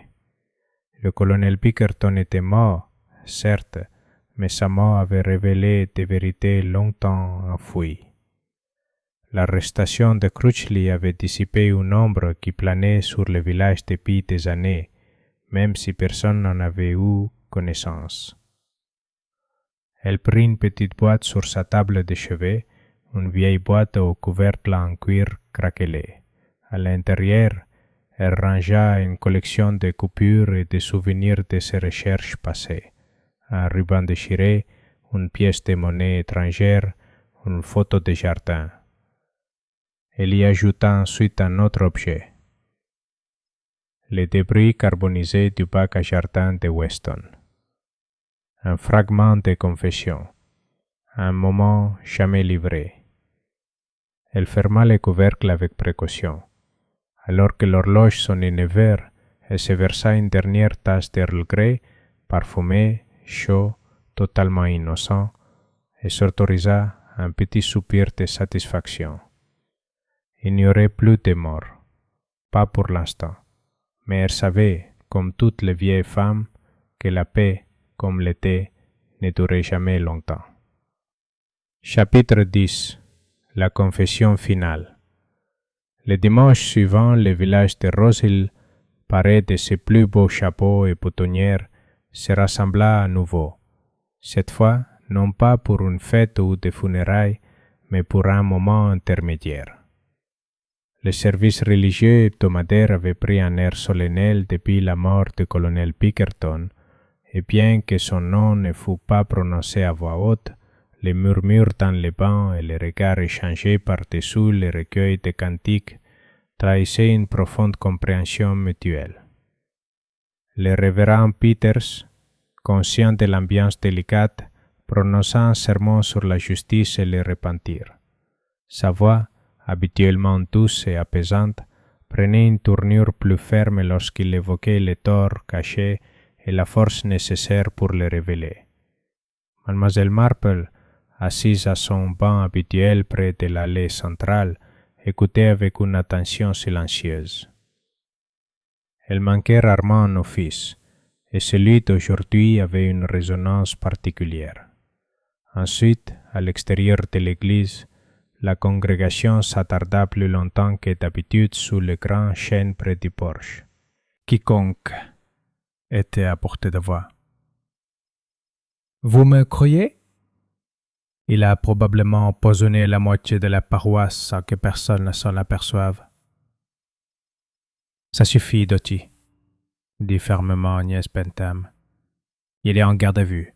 N'en faisons pas une blague. » Pendant ce temps, Miss Marple s'était discrètement excusée et avait commencé à se diriger vers le presbytère. Le révérend l'avait invitée à prendre le thé, et elle avait accepté, sachant que lui aussi avait quelque chose à dire. Le presbytère était une modeste maison géorgienne, en retrait de la ruelle, avec un chèvrefeuille envahissant et une légère odeur de cire à meubles qui flottait dans le hall. Le révérend Peters l'accueillit avec son expression chaleureuse et légèrement inquiète habituelle, et la conduisit dans le salon où le thé était déjà servi. « Je dois avouer, mademoiselle Marple, dit-il en versant son verre, que cette dernière semaine a été l'une des plus perturbantes de mon ministère. Nous ne sommes pas habitués à ce genre de mort ici, surtout lorsqu'elle est causée par des humains. » « Non, a-t-elle convenu, mais le mal ne vérifie pas la carte avant de venir. » Le vicaire hocha la tête solennellement. « Vous avez rendu un grand service au village. »« Oh non, révérend, » dit Miss Marple en remuant son thé. « J'ai simplement posé les bonnes questions. Le service réside dans ce qui vient ensuite, dans la vérité et dans ce que nous choisissons d'en faire. » Il se pencha légèrement en avant. « Il y a quelque chose que je voudrais partager avec toi. Ce n'est peut-être rien, ou peut-être, eh bien, je te laisse décider. » Il fouilla dans un tiroir à côté du bureau et en sortit une petite enveloppe. « J'ai reçu ça tard hier soir, » dit-il. Il s'est glissé dans la boîte aux lettres. Pas d'adresse de retour. Juste mon nom, écrit à la main. J'ai cru à une farce, mais à l'intérieur, il y avait ça. Miss Marple accepta l'enveloppe et en sortit le contenu. Une simple page de papier épais couleur crème. Elle avait été pliée une fois, les bords étaient légèrement gondolés. L'écriture à l'intérieur était indubitable, fine, précise et douloureusement familière. « Colonel Pickerton, » dit-elle. « Oui, » répondit le vicaire. « Je crois que c'est une sorte de déclaration finale. Une confession. » Miss Marple le lut en silence. « À quiconque reçoit ceci, qu'il soit Dieu ou un homme, je confesse aujourd'hui ce que j'ai trop longtemps gardé sous silence. En 1946, le prix et j'ai vécu confortablement. C'est fini, j'ai l'intention de remédier à cette situation. Je modifierai mon testament et parlerai aux personnes concernées. Faites-leur savoir que je suis désolé. S'il me reste un peu d'honneur, c'est celui-ci. Admettre mon échec. Arthur Bickerton. » Miss Marple replia lentement la lettre. « Où l'a-t-on trouvé ?» Le vicaire hésita. « Dans mon jardin, juste sous la fenêtre, niché dans un buisson de rhododendron. » Elle hocha la tête. « C'était censé être affiché, peut-être, ou laissé en évidence, mais quelqu'un l'a intercepté. » Crotchley ? Probablement. Mais si c'est le cas, cela signifie qu'il a hésité. Peut-être craignait-il que l'écriture soit reconnue, ou simplement que la trace écrite le suive. Le révérend tapota nerveusement ses doigts. « Dois-je le dénoncer à la police ?»« Tu devrais, » dit-elle fermement. « C'est la pièce finale, et elle fera plus de bien que de mal, même maintenant. » Elle le lui rendit. « Merci de me l'avoir montré, révérend. Ce n'était pas un homme bien, mais au final, il souhaitait devenir meilleur. C'est déjà ça. » Plus tard dans la journée, l'inspecteur Cray est venu lui rendre visite. Il avait reçu les aveux du révérend par courrier, accompagné d'une note expliquant leur origine. Il paraissait fatigué, mais soulagé. « Cela confirme beaucoup de choses, » dit-il en sirotant le thé que Miss Marple lui avait offert. « Nous avions un mobile. Maintenant, nous connaissons son intention et la raison pour laquelle Crutchley a agi. »« Il avait peur, » dit Miss Marple. « Peur de la vérité. C'est la peur la plus dangereuse qui soit. » Cray hocha la tête. « Pensez-vous que le colonel avait vraiment l'intention de modifier à nouveau son testament? »« Oui, » dit-elle. « Je pense qu'il avait l'intention de laisser quelque chose à Charlotte Weston, peut-être même tout. Les orchidées qu'on lui a livrées le lendemain de sa mort ne venaient pas d'un fleuriste. Elles étaient à lui. Je soupçonne qu'il avait organisé leur livraison à l'avance, en guise de sacrifice de paix. Il essayait de construire un pont. « Oui, » dit-elle doucement, « et il est mort le jour même où il a commencé. » Il y eut un long silence. « Vous avez vu beaucoup de ces cas, » dit enfin Cray. « Cela cesse-t-il de vous surprendre? » Miss Marple regarda par la fenêtre où la lumière commençait à s'estomper sur ses rosiers. « Non, » dit-elle doucement, « parce que les gens ne cessent de se surprendre eux-mêmes. » Ce soir-là, Rose Hill était immobile. Miss Marple était assise près du feu, tricotant sur ses genoux, une petite radio diffusant en fond sonore une émission de la BBC. La bouilloire sifflait doucement dans la cuisine. Crutchley avait avoué lors de son interrogatoire, non par remords mais par nécessité. Son registre, retrouvé dans un tiroir caché du bureau, contenait des notes bien plus détaillées que nécessaire. Il était clair qu'il avait conservé des documents non pas pour la transparence, mais pour faire pression. Charlotte Weston avait écrit sa propre lettre, une lettre simple, pour être versée aux registres paroissiaux, demandant que sa naissance soit inscrite au nom de ses deux parents. Cela ne changerait rien au passé, mais cela le revendiquerait. Miss Marple sourit faiblement. La dernière tasse de Earl Grey avait été amère, mais la vérité, comme le bon thé, est plus forte lorsqu'on la laisse infuser. Chapitre 11. Cicatrice sur le papier peint. C'est une des curieuses vérités de la vie villageoise que la tragédie laisse rarement des ruines visibles.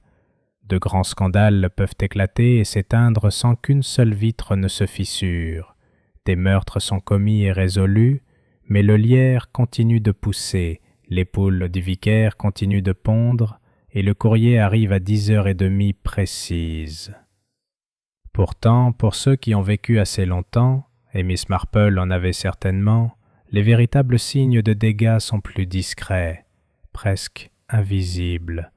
Un regard trop longtemps retenu, un rire qui n'atteint pas tout à fait les yeux, ou comme elle aimait à le dire, des cicatrices dans le papier peint, pas sur les murs. Le papier peint de la maison Weston présentait le même délicat motif floral depuis 20 ans, mais Charlotte Weston avait commencé à arpenter sa maison différemment. Miss Marple le remarqua lors de sa visite suivante. Charlotte ouvrit la porte sans sa réserve habituelle. Ses cheveux étaient soigneusement coiffés, sa robe impeccable, mais son regard trahissait un calme étrange. Pas la paix, pas encore, mais le calme qui suit un orage, quand on a encore peur d'ouvrir les fenêtres. « Miss Marple, » dit-elle, « je ne vous attendais pas. »« J'avais le pressentiment que vous auriez besoin de compagnie, » répondit la vieille dame. « J'ai apporté un pot de gelée de quetch, c'est la recette du vicaire et elle n'est pas aussi sacrée qu'il l'imagine. » Charlotte sourit faiblement et s'écarta. « Entrez. » Le salon était propre et calme. Le violoncelle avait été légèrement déplacé sur le côté et les orchidées, ces curieuses messagères silencieuses du colonel, commençaient à faner dans leur vase. Miss Marple posa son sac et étudia la pièce avec des yeux doux. « Vous avez déplacé les meubles ? » ?»« Julian l'a fait, » dit Charlotte en s'asseyant au bord d'un fauteuil. « Il dit que le changement est bon pour la santé. Je pense que... » Quelques-uns viennent de Marlecombe. Je pense qu'il est content de cette distraction. Miss Marple versa le thé que Charlotte avait préparé. Le parfum du Earl Grey s'éleva doucement dans l'air. Non plus annonciateur de mort, mais simplement du thé. « Pensez-vous souvent au colonel » demanda-t-elle non sans gentillesse. Charlotte hocha lentement la tête. « Plus que je ne le voudrais. J'essaie de le haïr, mais je n'y arrive pas. Puis j'essaie de lui pardonner, mais je n'y arrive pas non plus. Vous êtes encore en plein dedans, dit Miss Marple. Le temps ne guérit pas toutes les blessures, mais il leur donne de l'espace pour respirer. Je me demande toujours s'il voulait vraiment me dire la vérité, dit Charlotte, ou si les orchidées n'étaient que de la culpabilité dans un joli écrin. Miss Marple fouilla dans son sac à main. « J'ai quelque chose pour toi, ma chère, quelque chose que l'inspecteur m'a confié, mais qui je crois t'appartient désormais. » Elle tendit à Charlotte une copie pliée de la dernière lettre du colonel, la confession qu'il avait écrite, destinée au vicaire, glissée sous un buisson de rhododendron, comme des excuses trop fragiles pour être postées. Charlotte déplia le journal et le lut lentement. Elle ne pleura pas, mais ses mains tremblaient juste un peu.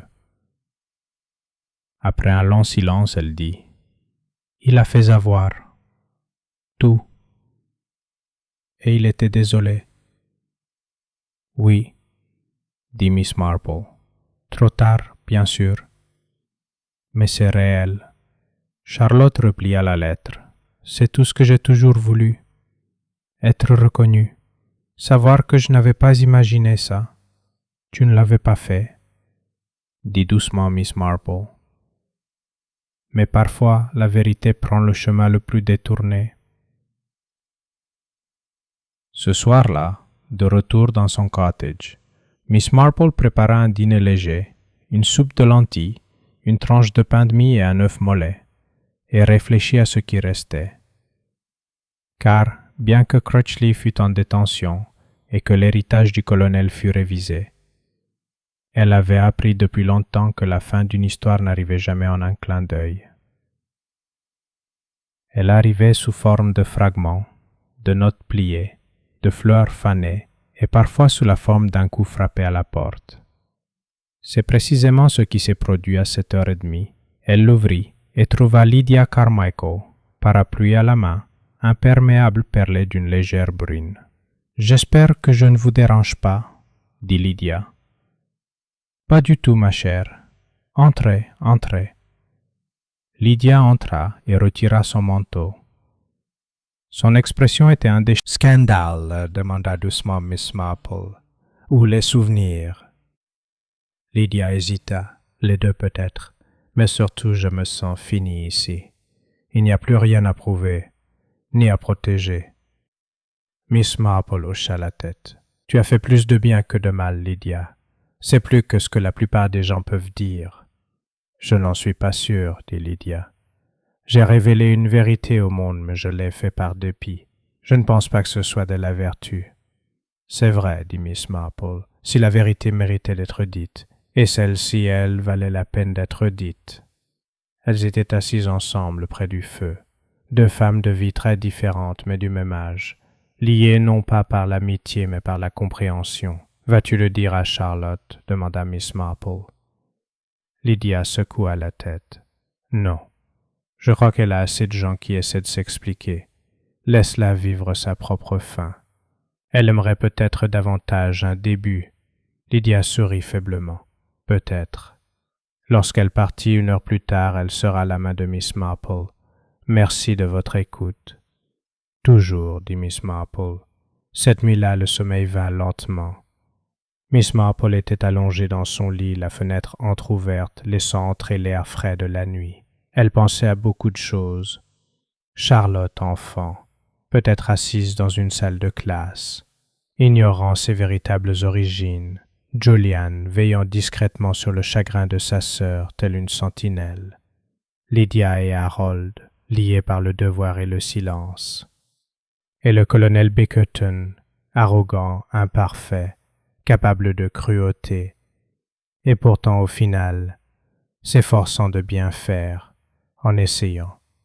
C'était peut-être le maximum qu'ils avaient fait. Dehors, les hiboux ululaient dans les ifs du cimetière. Au loin, le bruit d'apportail grinçait sous le vent.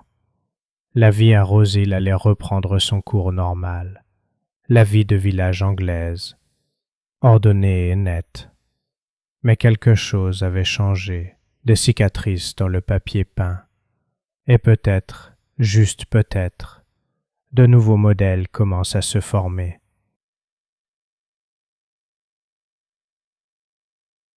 Chapitre 12. La Société de restauration de Rose-Hill. Le lundi suivant les funérailles du colonel s'élevait avec une clarté presque indécente. Le ciel était d'un bleu parfait et les haies bordant les ruelles de Rose-Hill étaient couvertes d'une végétation luxuriante. Si l'on ignorait les événements récents, on aurait pu croire que c'était simplement le début d'une belle semaine de printemps. Et pourtant, sous ce ciel clair, il y avait un sentiment indéniable que quelque chose dans le village avait changé. Pas une déchirure dans le tissu de la vie, mais une petite couture, décousue et recousue. Miss Marple, énergie inépuisable et aux opinions à la hauteur. Madame Lowesley entra précipitamment dans le salon, comme si elle était en retard pour une réunion avec le Premier ministre, les joues rouges et le chapeau de travers. « Mademoiselle Marple, dit-elle sans préambule, j'espère que je n'interromps rien d'essentiel. » Seulement mes tartines et les mots croisés du matin, répondit Miss Marple d'un ton doux. Mais aucun des deux n'est particulièrement possessif. Edith s'assit avec un soupir dramatique, posa son sac à main sur ses genoux et se pencha comme si elle était sur le point de révéler quelque chose de scandaleux. « Je suis venu vous demander votre aide. » Les sourcils de Miss Marple se levèrent. « Oh, pas avec un meurtre, Dieu merci. » dit Edith. « Non, quelque chose de beaucoup plus joyeux. Enfin, ça devrait l'être. Enfin, si c'est fait avec goût. » Miss Marple versa une tasse de thé à son invité et attendit. « Nous reformons la Société de restauration de Rose-Hill, » expliqua Edith. « C'était l'idée du colonel à l'origine, vous savez, à son arrivée ici. Un de ses projets favoris. Des murs de jardin, une signalétique pour le village, ce genre de choses. Bien sûr, c'est tombé en désuétude au fil des ans, mais après tout ce qui s'est passé... » Elle marqua une pause, fronçant légèrement le nez. « Eh bien, il me semble tout à fait opportun de tout recommencer. »« Je vois, » dit Miss Marple. Edith prit une délicate bouchée de crème anglaise. « Nous aimerions lui dédier le premier projet. Au colonel Bickerton. Oui, c'est normal après tout. Pour le meilleur et pour le pire, était un élément fixe. Une fontaine, peut-être, ou un banc sur la place du village. » Miss Marple remua son thé. « C'est sage, à ton avis ?» Edith rougit. « Il y a un désaccord au sein du comité. Madame Bentham trouve cela de mauvais goût, mais le vicaire dit que le pardon doit être visible. Et Julian Weston, eh bien, il est très discret, mais il n'a pas objecté. En fait, je crois qu'il a suggéré quelque chose d'assez élégant. » Miss Marple réfléchit à cela. « Qu'attendez-vous exactement de moi ?»« Nous aimerions que vous soyez présidente d'honneur, » dit promptement Edith. « Vous avez la confiance de tout le village, et puis vous avez résolu l'affaire. » Miss Marple sourit. « La police a résolu l'affaire, ma chère. »« Oui, oui, » dit Edith en balayant la question. « Mais toi, j'ai trouvé la vérité. Et on dit que vous pourriez peut-être prononcer un petit discours lors de l'inauguration du banc. » L'expression de Miss Marple se calma. « Je ne pense pas être la personne la mieux placée pour parler de l'héritage du colonel Bickerton. Mais tu le connaissais. Je connaissais son... » « Très bien. Je siégerai à votre comité, sachant que mes contributions seront peut-être davantage axées sur la prudence que sur la célébration. » Edith hocha la tête, satisfaite.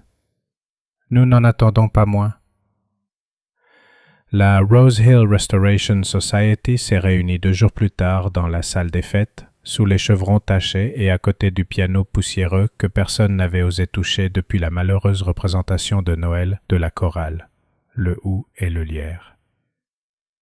Le comité, composé d'Edith Lowesley, d'Agnes Bentham, de Dotty Bramble, de Julian Weston et maintenant de Miss Marple, était assis à une longue table devant un public d'une trentaine de villageois curieux. L'atmosphère était prudente, une envie de faire quelque chose, tempérée par une incertitude quant à ce que cette chose devrait être. Julian Weston, vêtu de sa veste marron douce habituelle et de ses lunettes à monture métallique, a pris la parole en premier. Nous nous réunissons aujourd'hui non seulement pour restaurer une partie de notre village, mais aussi pour reconnaître que l'histoire est souvent complexe, a-t-il déclaré. Le colonel Bickerton a servi Rose Hill de multiples façons. Il a aussi commis des erreurs. Mais dans ces derniers jours, il a tenté de les corriger. Cela seul mérite d'être salué. Il y eut un petit murmure d'approbation.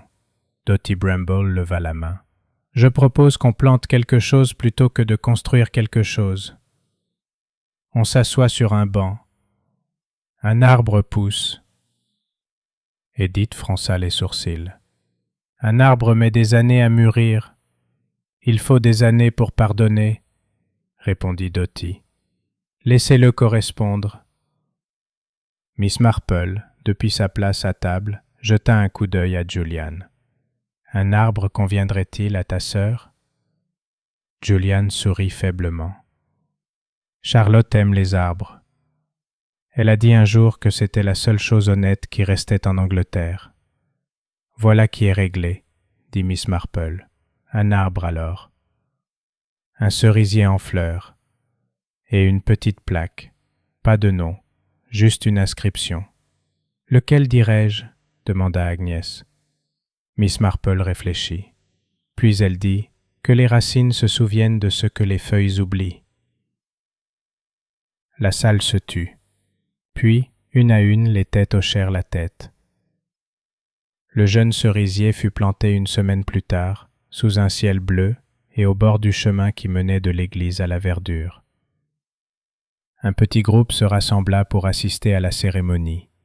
Pas de discours, pas de grande cérémonie, juste un moment de recueillement. Charlotte Weston était là, légèrement à l'écart, fixée dans la terre, que les racines se souviennent de ce que les feuilles oublient.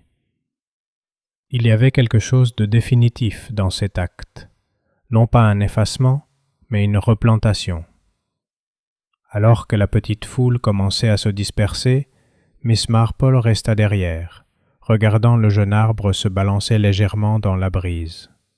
« Tu as choisi les bons mots, dit Julian en s'approchant d'elle doucement. « Ils sont arrivés au bon moment, répondit-elle.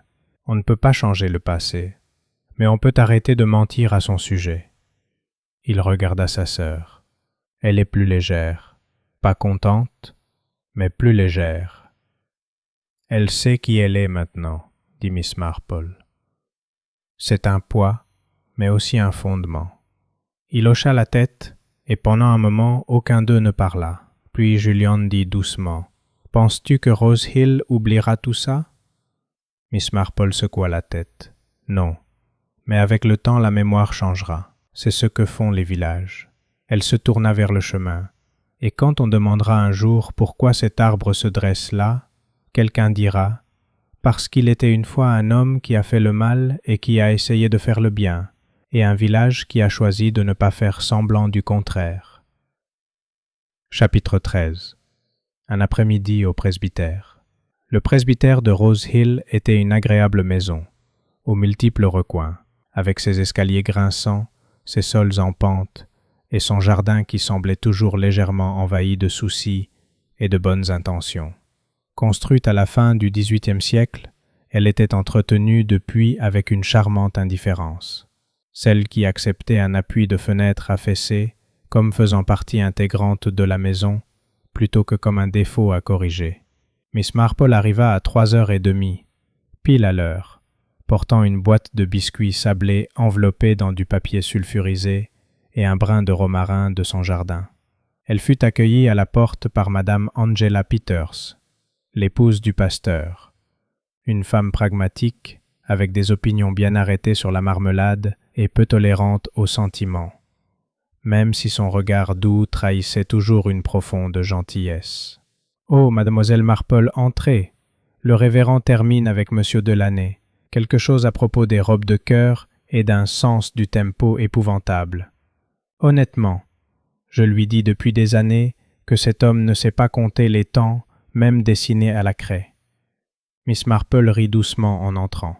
Le presbytère était chaleureux et légèrement désordonné, l'air chargé d'odeurs de scones et de darjeeling fraîchement infusés. Par la porte ouverte du salon, elle entendit la voix du révérend lui expliquer doucement quelque chose sur la révérence et la retenue, un air familier, détail habituel, une théière en argent, 2 tasses à décor floral, une assiette de scones au raisin avec de la crème caillée et une petite coupelle de crème au citron. Le feu crépitait doucement dans l'âtre. Le révérend Peters la rejoignit quelques minutes plus tard, se frottant les mains de cette manière distraite qui lui suggérait toujours qu'il venait de résoudre un dilemme moral ou d'égarer un brouillon de sermon.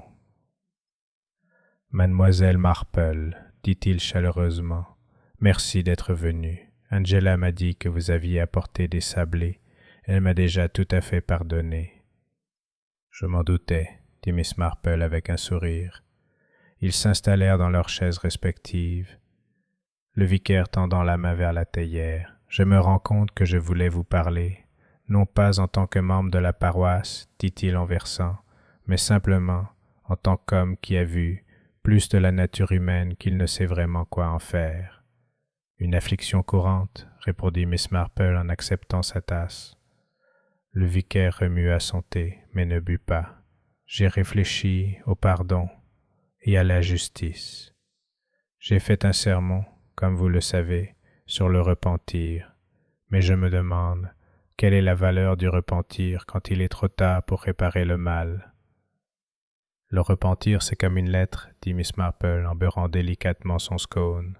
« Même si elle arrive en retard, on peut toujours la lire, mais elle ne peut rien changer à l'événement auquel elle fait référence. » « En effet, » murmura le vicaire. « Et le colonel Bickerton, un homme qui a causé du tort, qui a vécu avec, et qui n'a cherché à le réparer que dans ses derniers jours.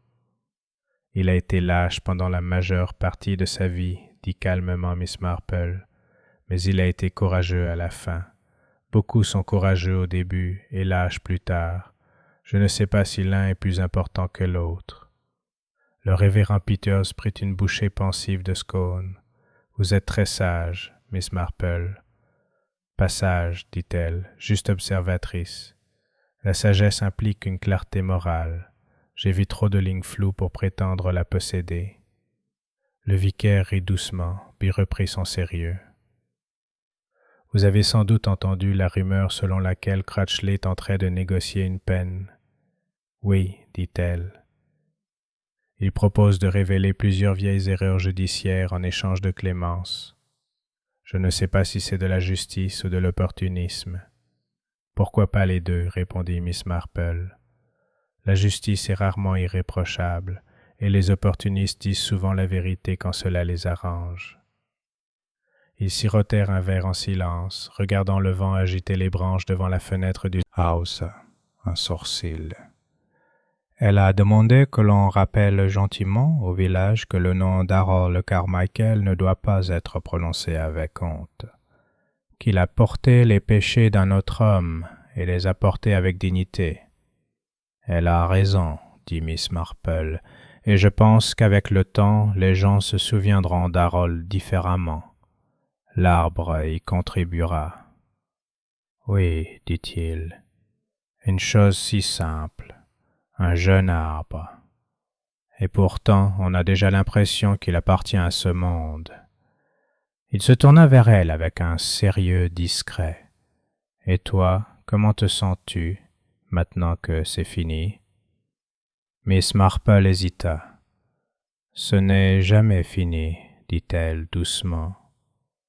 Il y aura toujours une autre erreur, une autre demi-vérité. Mais je me sens satisfaite, non pas parce que la justice était parfaite, mais parce qu'elle était possible. C'est une chose rare. Oui, acquiesça-t-elle, et nous devons le chérir.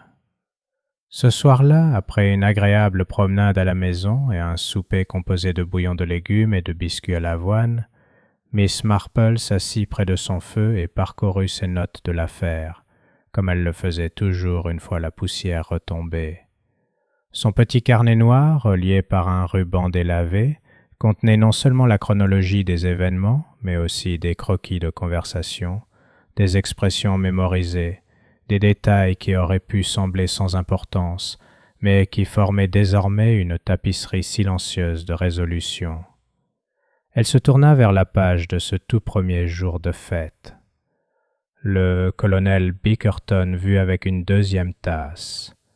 La présence de Charlotte à la table du thé, pas de tasse. Odeur d'amande, quelque chose clochait. Il savait quelque chose, ou quelqu'un le savait. Elle sourit faiblement. Ce qui avait commencé par une tasse de thé s'était terminé par une lettre enfouie, une réputation entachée, un silence brisé. Et pourtant, d'une manière ou d'une autre, rien n'avait changé au village, du moins en apparence. Le pub fermait toujours à 10 heures, l'épicier avait encore du sirop de fleurs de sureau en stock, la chorale chantait toujours faux. Et pourtant, tout avait changé. Elle se leva, remit le carnet dans le tiroir où elle rangeait ses vieux dossiers et alla à la fenêtre. La lune se levait sur les collines. Le jeune cerisier près du pré allait recevoir son premier clair de lune dans le sol de Rose Hill. Que les racines se souviennent de ce que les feuilles oublient. Elle murmura cette phrase une fois, comme une prière. Laissait penser que tous les torts pourraient être pardonnés sous un ciel clément. Les oiseaux voletaient entre les haies, les abeilles bourdonnaient langoureusement sur les bas-côtés de Willow Lane, et le soleil projetait une brume chaude sur Rose Hill, rendant les maisons en briques et les fenêtres aux rideaux de dentelle presque trop pittoresques pour être vraies. Miss Marple, cependant, ne se laissait pas facilement bercer par la beauté. Elle avait vécu trop longtemps et vu trop de choses pour oublier que les plus belles fleurs naissaient parfois sur des tombes superficielles. Elle était assise dans son salon, une broderie posée sur ses genoux, une tasse de thé fraîche à son coude, lorsqu'un léger coup retentit à la porte.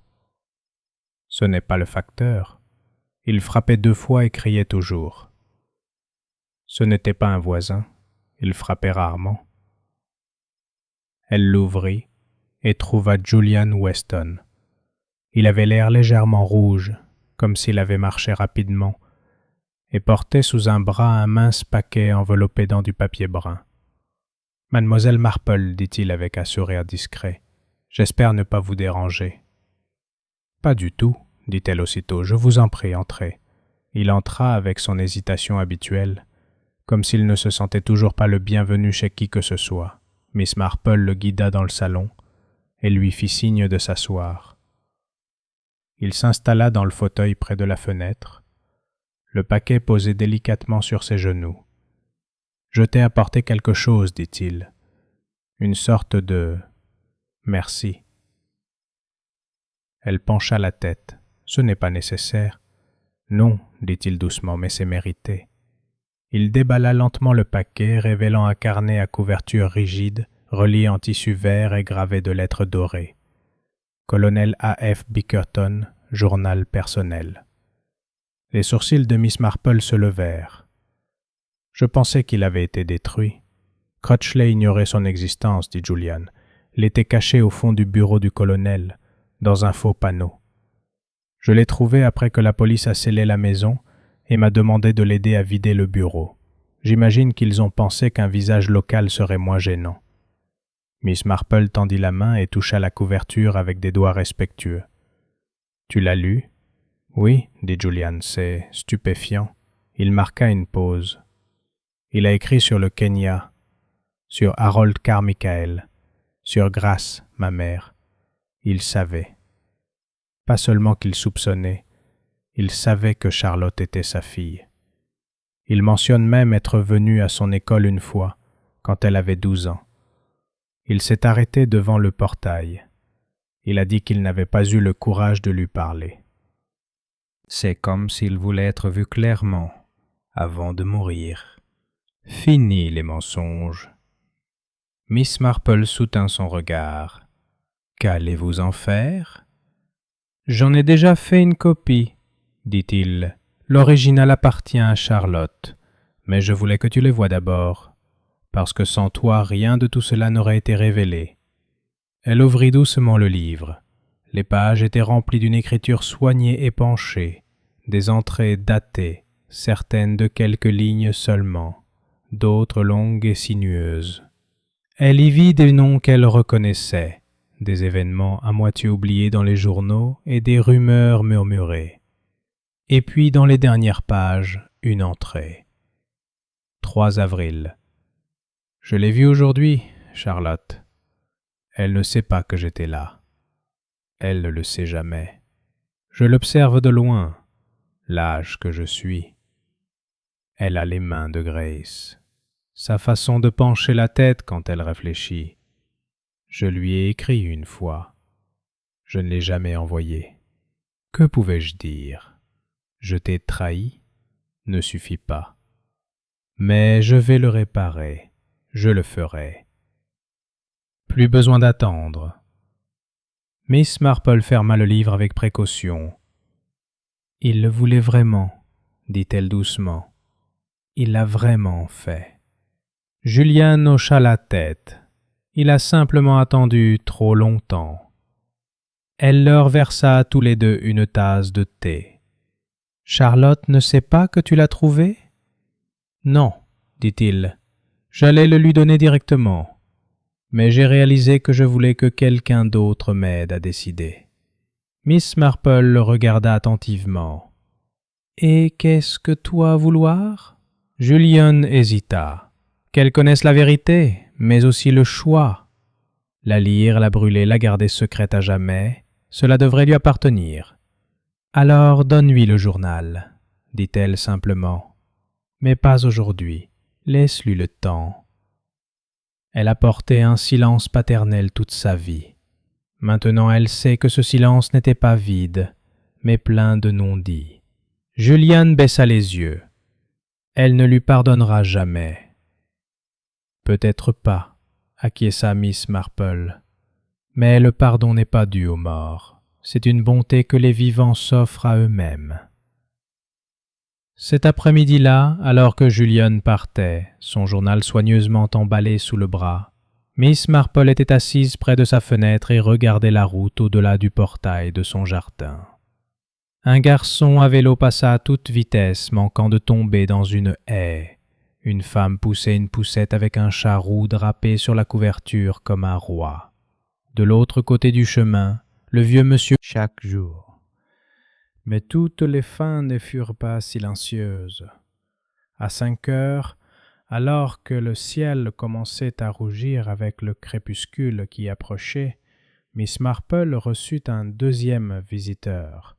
Cette fois, c'était l'inspecteur Cray. « Miss Marple, » dit-il en ôtant son chapeau en entrant, « j'ai pensé lui rendre une dernière visite. » « L'affaire est-elle enfin close ?» demanda-t-elle en lui indiquant une chaise. « Aussi clos que possible, » a-t-il déclaré. « L'avocat de Crutchley a accepté les conditions de l'accusation. Il purgera une peine réduite en échange des dossiers qu'il a fournis. Ils ont déjà conduit à la réouverture de 2 affaires à Londres. De la fraude, essentiellement. Et la propriété du colonel ? Je reviendrai à la version précédente, a déclaré Cray. Charlotte a été contactée. Les notaires lui ont proposé de contester le testament en invoquant la paternité posthume. Mais elle a refusé. Elle a demandé que l'argent soit versé au fonds de restauration du village. Les yeux de Miss Marple s'écarquillèrent légèrement. Comme c'est gracieux. Elle a dit qu'elle ne voulait pas de son argent. Seulement de son honnêteté. Et maintenant, elle l'a. Cray se pencha en arrière. « J'ai traité une 12aine de meurtres, Miss Marple. Aucun n'était aussi discret, ni aussi bruyant. Miss Marple gloussa. Parce que ce n'était pas seulement une question de savoir qui l'avait tué, inspecteur. C'était une question de pourquoi tant de gens n'ont rien dit. Cray hocha la tête. « Tu crois qu'on connaîtra un jour toute la vérité? » « Non, dit-elle, mais nous en avons suffisamment appris. » Il finit son thé et se leva. « J'espère que nous ne nous reverrons plus, » dit-il avec un sourire ironique. « Oh, je pense que oui, » dit-elle. « Le meurtre a le don de frapper là où on ne l'attend pas. » Alors que le soleil disparaissait derrière les collines, Miss Marple ferma les rideaux et alluma le feu. Elle ouvrit son livre, non pas le journal du colonel, mais un mince recueil de poèmes de Thomas Gray. Ses doigts s'attardèrent sur la ligne suivante. Bien des fleurs naissent pour rougir sans être vues, et gaspiller sa douceur dans l'air du désert. Pas cette fois, pensa-t-elle, pas cette fleur.